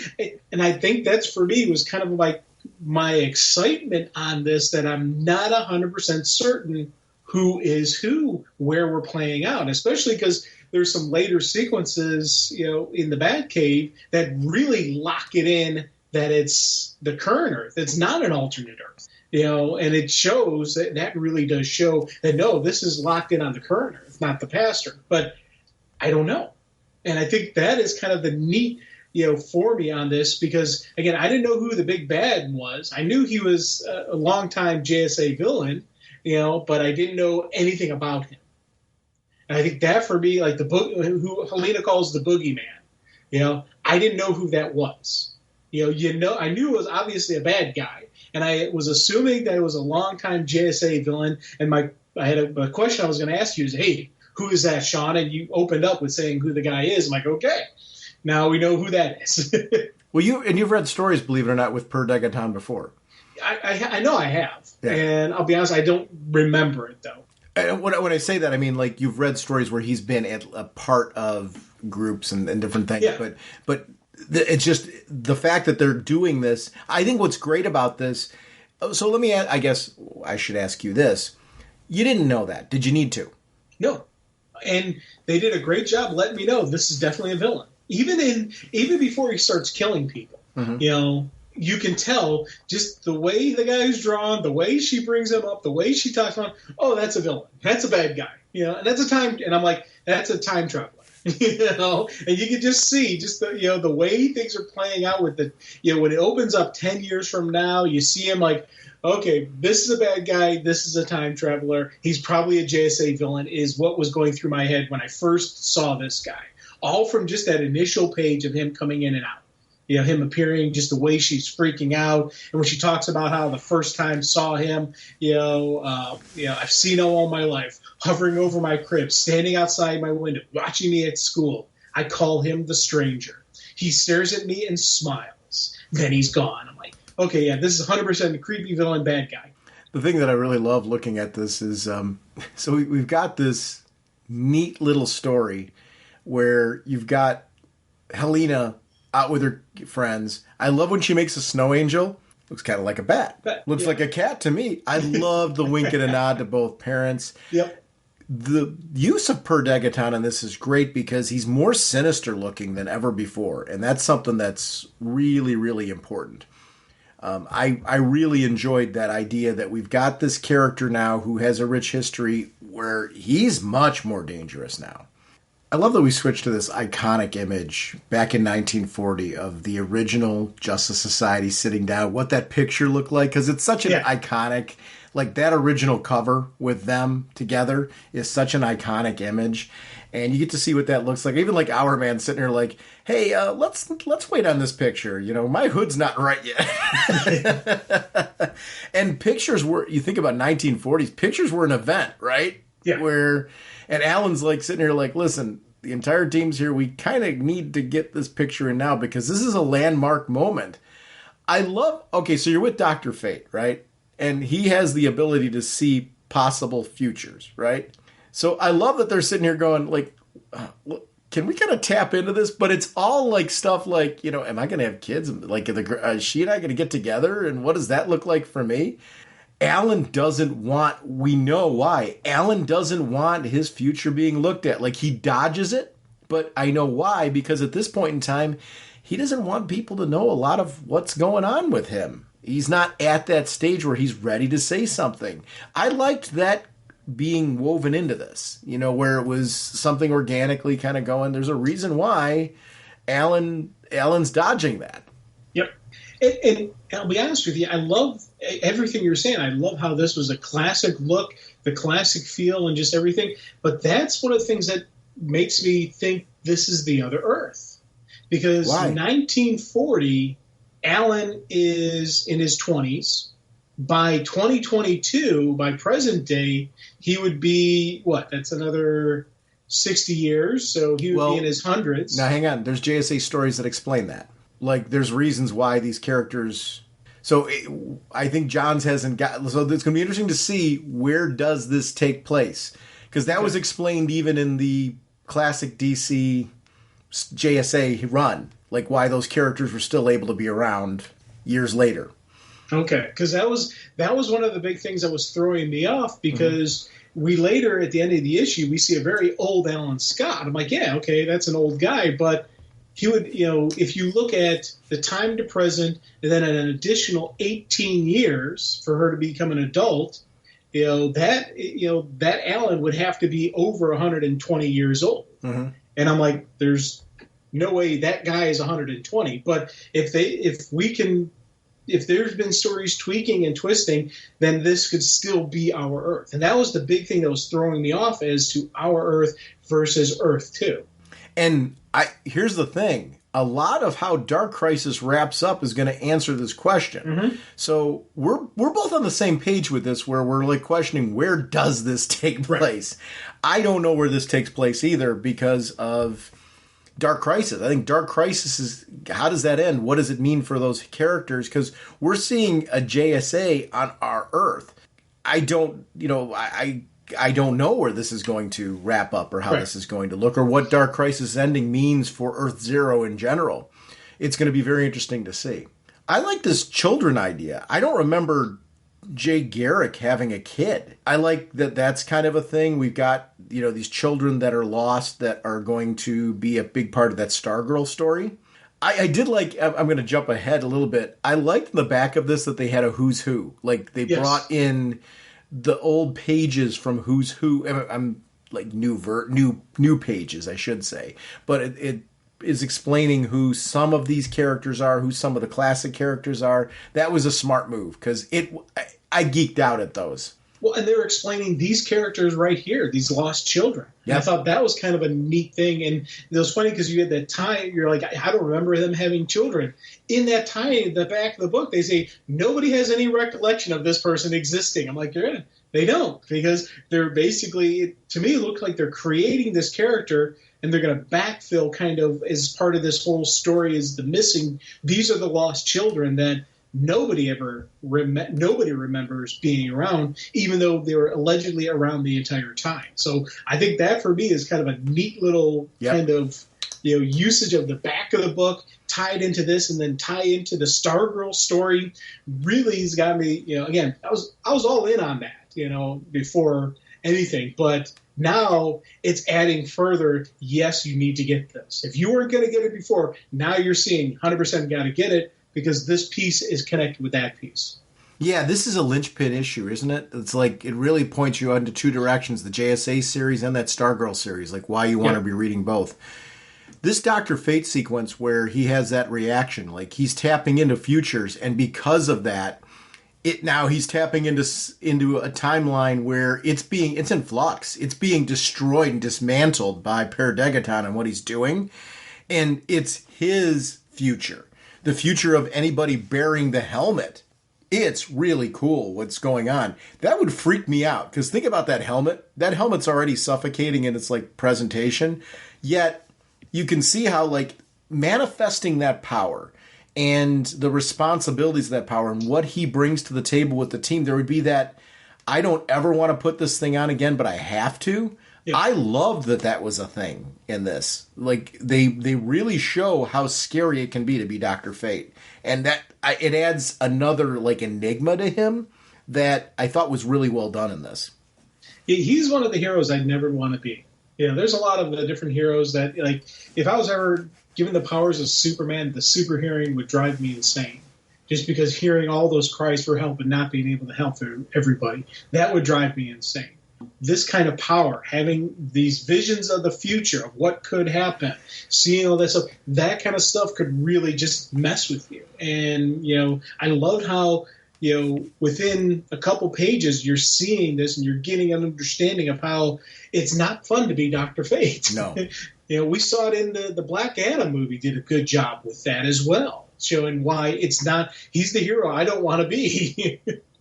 I like we go to the future and we see these legacy versions of JSA members where we've got, future Green Lantern and, it's with an outfit that really has some nice links to even like some of our favorite Robin outfits in its presentation. I really like it. I like the future Dr. Fate. We've got a future version of the Atom. This idea of characters that I've never seen before kind of being led to slaughter to Per Degaton. I mean, he is really, really dangerous. And he's basically saying, like, your granddaughter said the same thing about 57 years from now. He's gone to the far future and he's making his way back. And it's really, really intense what's happening here. Oh, big time. Again, really does show how nasty, nasty, nasty of the villain this guy is. Yeah. It always starts with Dr. Fate taking out Fate first, and then, we'll later see his battle, he takes out the rest of them. Serious power levels. And that's the thing, I had no idea what his powers are anymore. I don't remember. I remember, as you said, I remember seeing him in there, and he had the big D on his chest, and this and that, but I don't remember his powers. I don't remember how someone could be this much of a powerhouse that they can snap Dr. Fate's neck, multiple times, and then take out a lantern, and then take out Atom.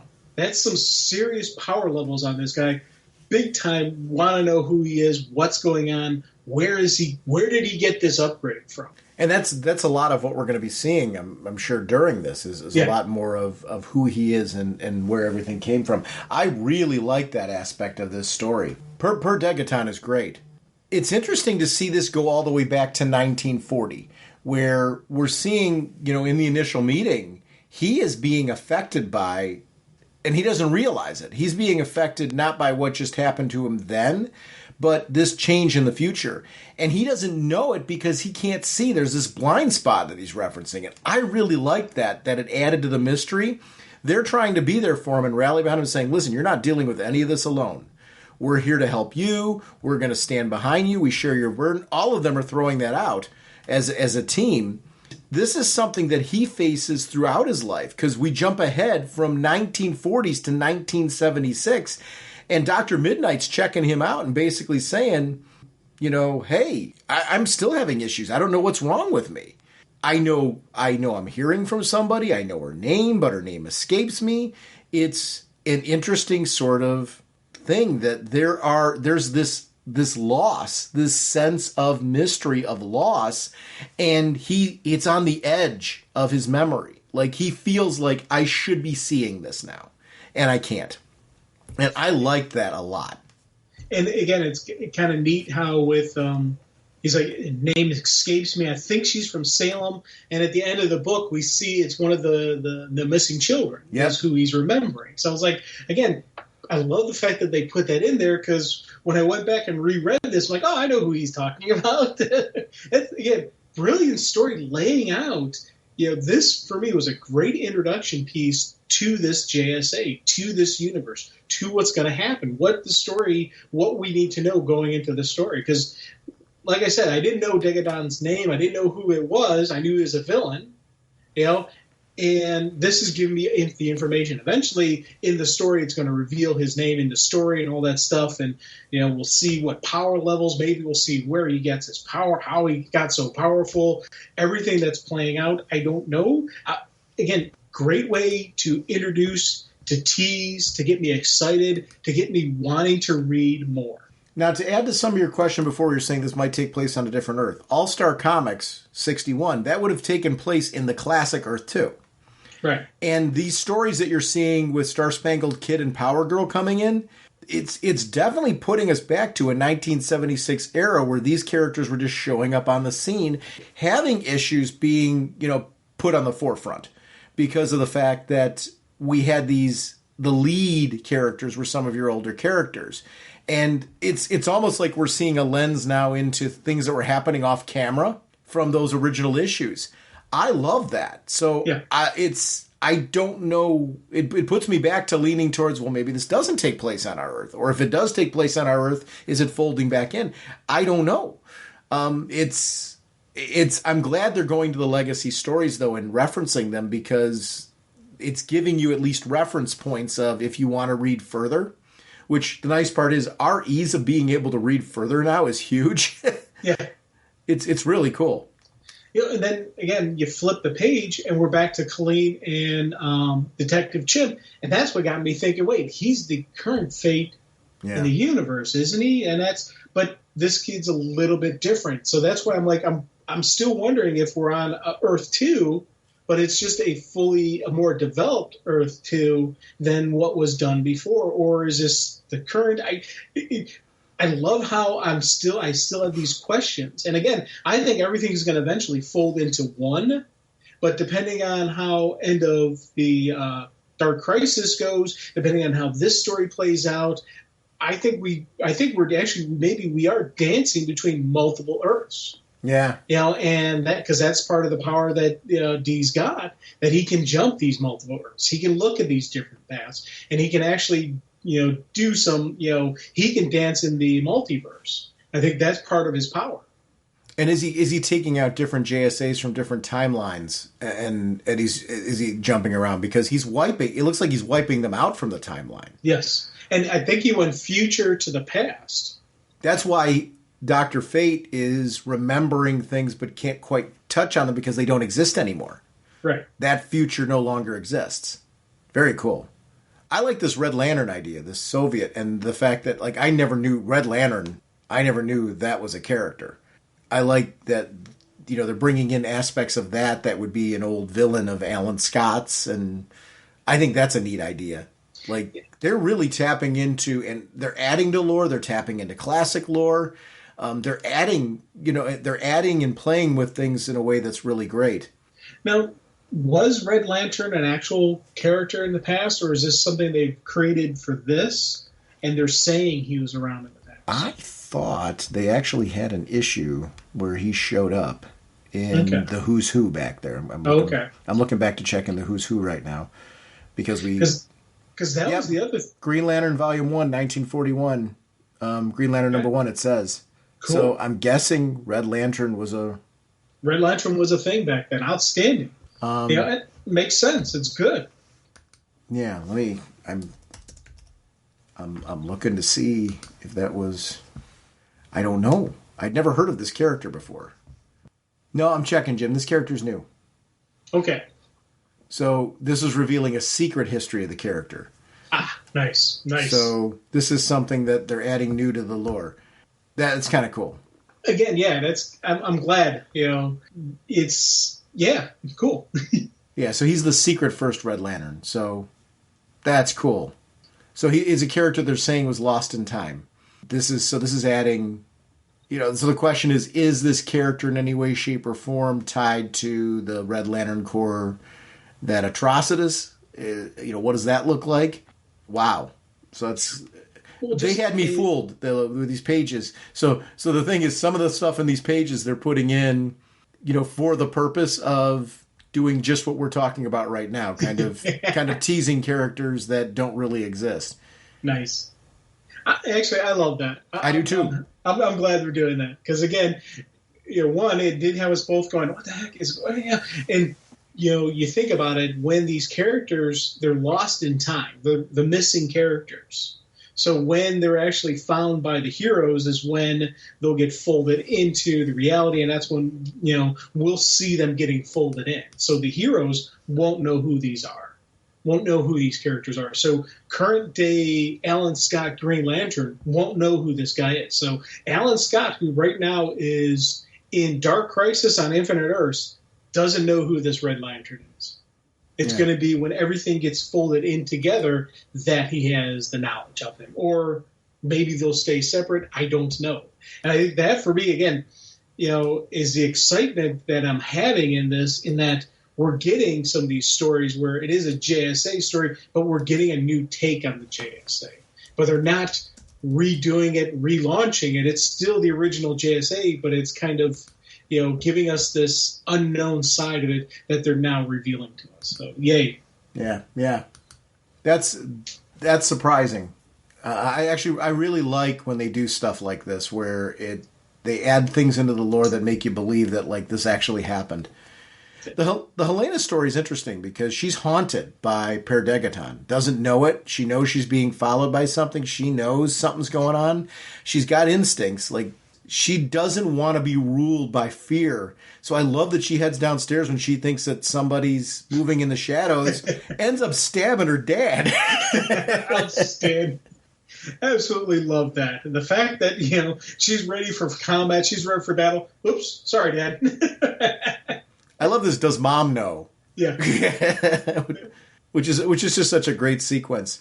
Catwoman, 13 years earlier, has an encounter with Dr. Fate where he's basically telling her, you know, about her daughter, things like that, the fact that she's going to be a part of, you know, the JSA and what's going on. She's like, she's basically like, I'm not going to have a kid. What are you talking about? You're out of your mind. That sequence where we see, like, the staircase, you know, where it's, you know, a Dr. Fate magic kind of, you know, that castle, you know, that he's in, where you see the different versions of Dr. Fate, including that character that was known as Fate with the blade. Yeah. They, like, you looking through and you can see, like, every version of Dr. Fate, like, totally massacred by Per Degaton. And he's standing there upside down in one of the sequences. Yes. I love that artwork there. Oh, God, yeah. That was absolutely brilliant. Helena seeing the Batcave for the first time. And you're right, this is where it throws things off. Because you see the different, you know, it's all of our Robins, right? Including the Joker's son was a Robin at one point in time. But you look, there's 2 Joker cards. There's a male Joker and a female version. Yeah. So, and that's why I'm like, part of me's like, this isn't our universe, but is it? And then you also is have that the his Snow mom? Globe and Is the that Watch. wait? Is that female Joker his mom? Like, is that a card that because of the whole Flashpoint universe that he has? Right. I don't know. Because it's not unheard of for Bruce to have like wacky stuff into Batcave. Yeah. And look at the snow globe that he's got up there. The Snow Globe and the Watch. You're right. So it does make me wonder, is this our universe? Because all of these Robins are dead, and because these are all the memorial statues. And even when, Selena is giving them all the garbage over it, saying, what the heck? Yeah. You can't do this. Stephanie, Damien, even the Joker's son. How could you expose her, especially what happened to Tim? I'm like, what universe is this? Well, that's adding more weight to, though, the fact that this is an alternate pathway. Right. And the question is, does this pathway even happen? It's creepy. This per Degaton, the way that they're handling this is really, really creepy. I know. This is awesome, man. I absolutely love this. The Time Masters being woven in here were really, really good. I love that he's sitting there with Lincoln's killer. Yep. Well, he's trying to convince him not to do it, and all he does is convinces him to do it. It's like, everyone will know my name? Oh, cool. That's the reason, one of the main motivations that he had for killing Lincoln was for the fame and notoriety of it. Yeah, Corky's not very good at what he does. No, Corky's not. Corky's very bad at what he does. I did not expect to see remnants of what was going on with Watchmen and Jeff Johns' run with that in this. Yes. I like how that was woven in, and the idea that the child, now has the powers of Dr. Manhattan in there, and that factoring into the whole thing, and there being a quest for that child makes a ton of sense, right? Yes. Oh, big time. This could all be why we're getting this weird crossover timey-wimey thing. Now, how does that tie into Per Degaton? I don't know. Because you mentioned his power levels increasing. Is this child a factor in that? Is this child Per Degaton? Maybe, yeah. That was the one thing I was wondering if that's the case. If this child grows up to be Per Degaton. Ooh. Yeah. Now, one of the things, the one character they throw out there is Ozymandias fangirl. Do we know who that is? No. Okay. Well, I'm sorry. I don't know that we don't know who that is, meaning I don't know that it's not been published. I just don't know. Okay. I feel like I want to go back now and look. Yeah. Because Reggie Long, we know who that is. I'm guessing that's somebody I should know, and I don't. I got to go back and look. I've read so much since then. I feel like I should. I know. We want to reread. I want to reread that. 18 years from now, we get to see, there's a sequence going on where we get to see Batman's death. Now, here's the problem. Selena sees that future, right? Isn't she seeing it 13 years ago? And she sees what's happening, and she's like shattered by what she sees because it's actually her future. It actually happens. Yeah, because remember when Fate told her, "Hey, watch it." A lot of people have grown mad just by seeing a glimpse of it. Yeah, and so there's Dr. Fate that's there. There's Jay's daughter, right? And Power Girl, who are there with an old Alan Scott. Yep. And which Fate is that? Yeah, I don't know. I'm intrigued by. This has got me so intrigued. And again, this does because that doesn't look like Khalid. No. So that's why I'm wondering that sequence if that's a different Fate. So again, going back to, are we dealing with multiple Earths? And we could very well be. Here's the thing. They can do whatever they want. Jeff Johns, I should say they. Jeff Johns is writing this. Jeff Johns can do whatever he wants. I am like all in on Jeff Johns playing with these toys. This is what captivated me. Like right now, I feel like I did when JSA was first coming out, that series, and it just launched into a insanely cool run. This has that feel to it, where it's just like, wow, the possibilities are there. We got new characters out of it, and that's where Mr. Terrific the current Mr. Terrific spun out of.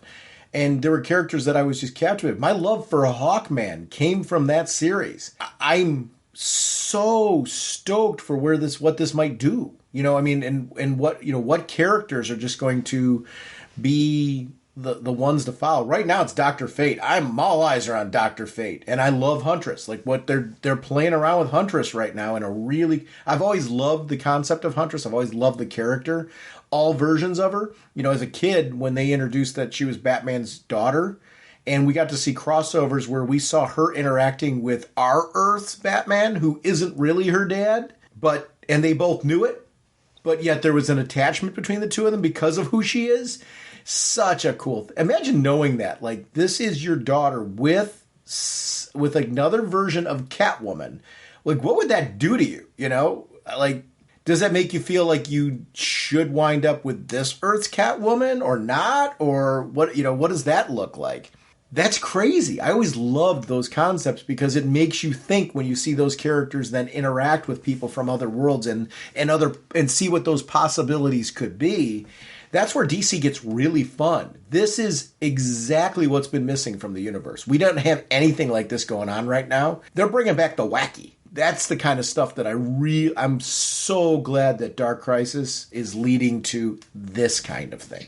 This is something we don't have right now.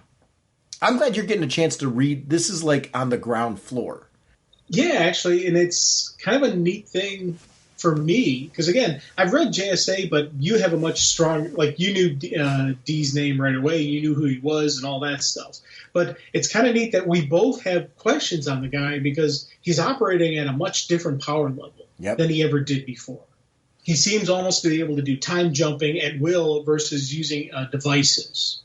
And we saw him in his fight with the future version. Well, his fight with the future version of the JSA, which went very quickly, the power levels he had, snapping Fate's neck as quickly as he did, and then using the green flame back on that version of the Green Lantern because his will wasn't strong enough.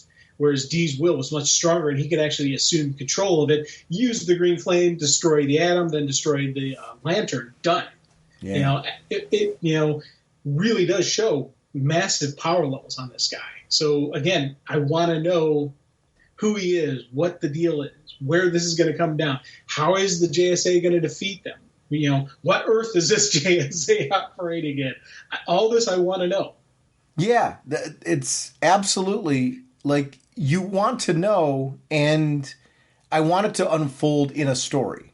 That's the piece that I'm really, like, I really want to enjoy following this as it's intended, in the story that it's intended to. That's something that's really driving me on this, is we're going to be getting this monthly. Like, Justice League's monthly. We've got a Stargirl miniseries that's kicking off this month that we're going to be getting for 6 months. But Jeff Johns' JSA series is an ongoing. Here's something I just noticed, and I literally just noticed it right now as we're talking. Mm-hmm. Second to last page. It's where the JSA is telling, what happened to Bruce, and we see that glimpse of, Catwoman looking to think. That panel right below that, right above the death of Batman, that's Rorschach, dude. What do you mean it's Rorschach? That's the Rorschach mask, I think. The you see what you want to see, that's Rorschach, from Watchmen. No, that's not a Rorschach mask. I mean, that looks like a helmet of some sort. I think that's Fate's helmet. Because she was talking to Fate there. Are you sure? Because it looks like it looks like the hat brim right above it, the white with the black.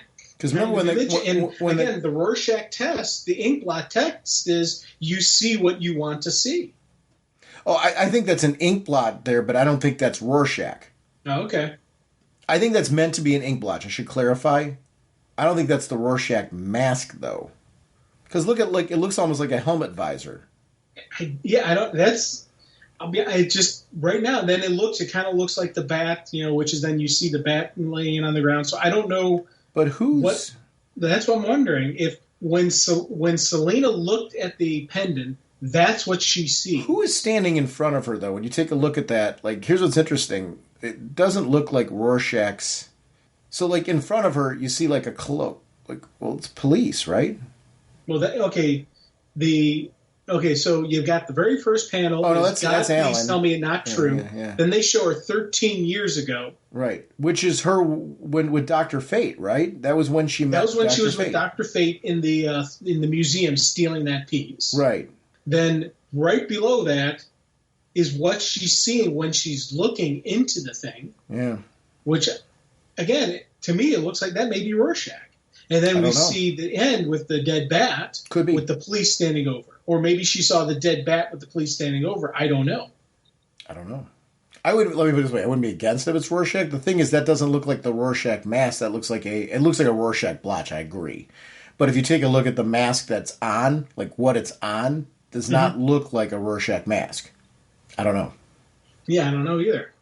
Adds a whole other dimension to this thing to me, though. And once again, as we say, in John's we trust. So let's see where this goes, man. I'm all in. Yeah, I almost took it as that was... Wow. We'll see. We'll see what it is. I think it was definitely meant to be a Rorschach blotch. I think you're right on that. I don't know. I always took that as it was like fading away into what she ended up seeing. It's a great... I feel like... Here's the thing that's true on this. I think the thing that I love about this is we're left with a lot of questions that lead you to speculate, and you're doing the right thing. You know, you're looking at panels and saying, well, could it be this? Could it be that? And I think we're both doing the same thing, and we're trying to like hold on and latch onto things. And I think every answer that you think you're grabbing leads to just more questions. And that is a sign of a series with a lot of potential. Yep. And that's what I think I'm most excited about with this is the multiple avenues this one can go. This is what an outstanding issue to lead you into to a mini-series and an ongoing. Great molecules! They're programming the computers for a chain reaction to blow up that atomic pile!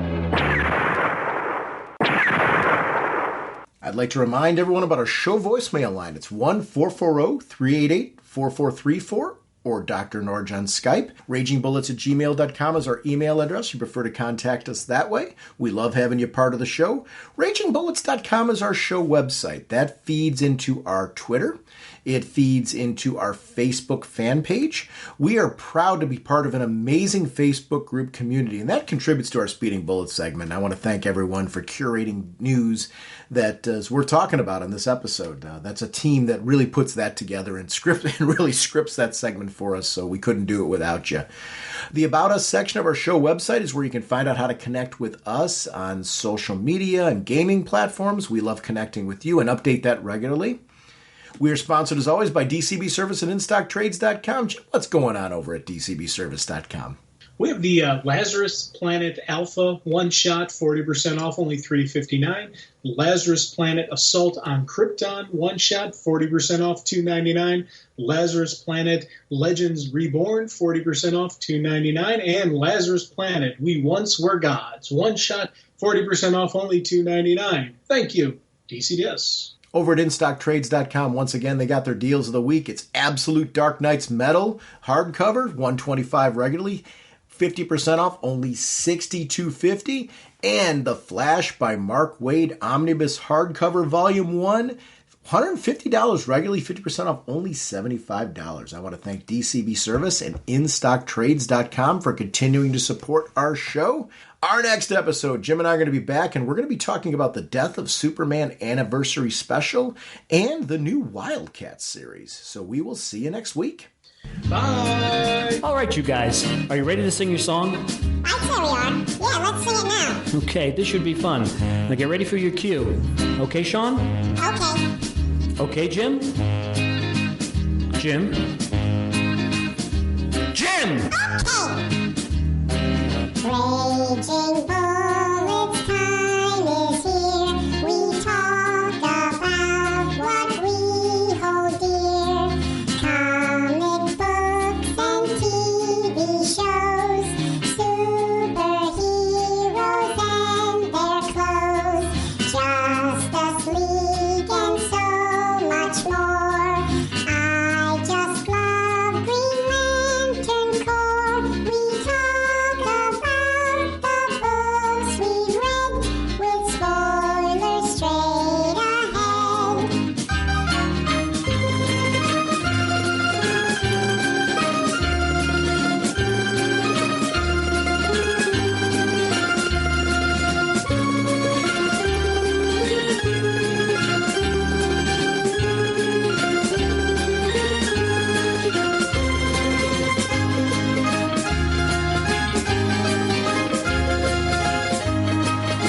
Okay, fellas, get ready. That was very good, Sean. Naturally. Jim, you're a little flat there, so be careful. Jim. Okay. Justice League and so much more. I still love Green Lantern Corps.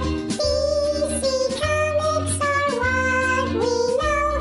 The Raging Bullet Show. DC Comics are what we know. The Raging Bullet Show. Excellent job, guys. Let's sing it again. Yeah, let's sing it again. No, that's enough. Let's not push it. Push it. What is that? Yeah, what are you talking about?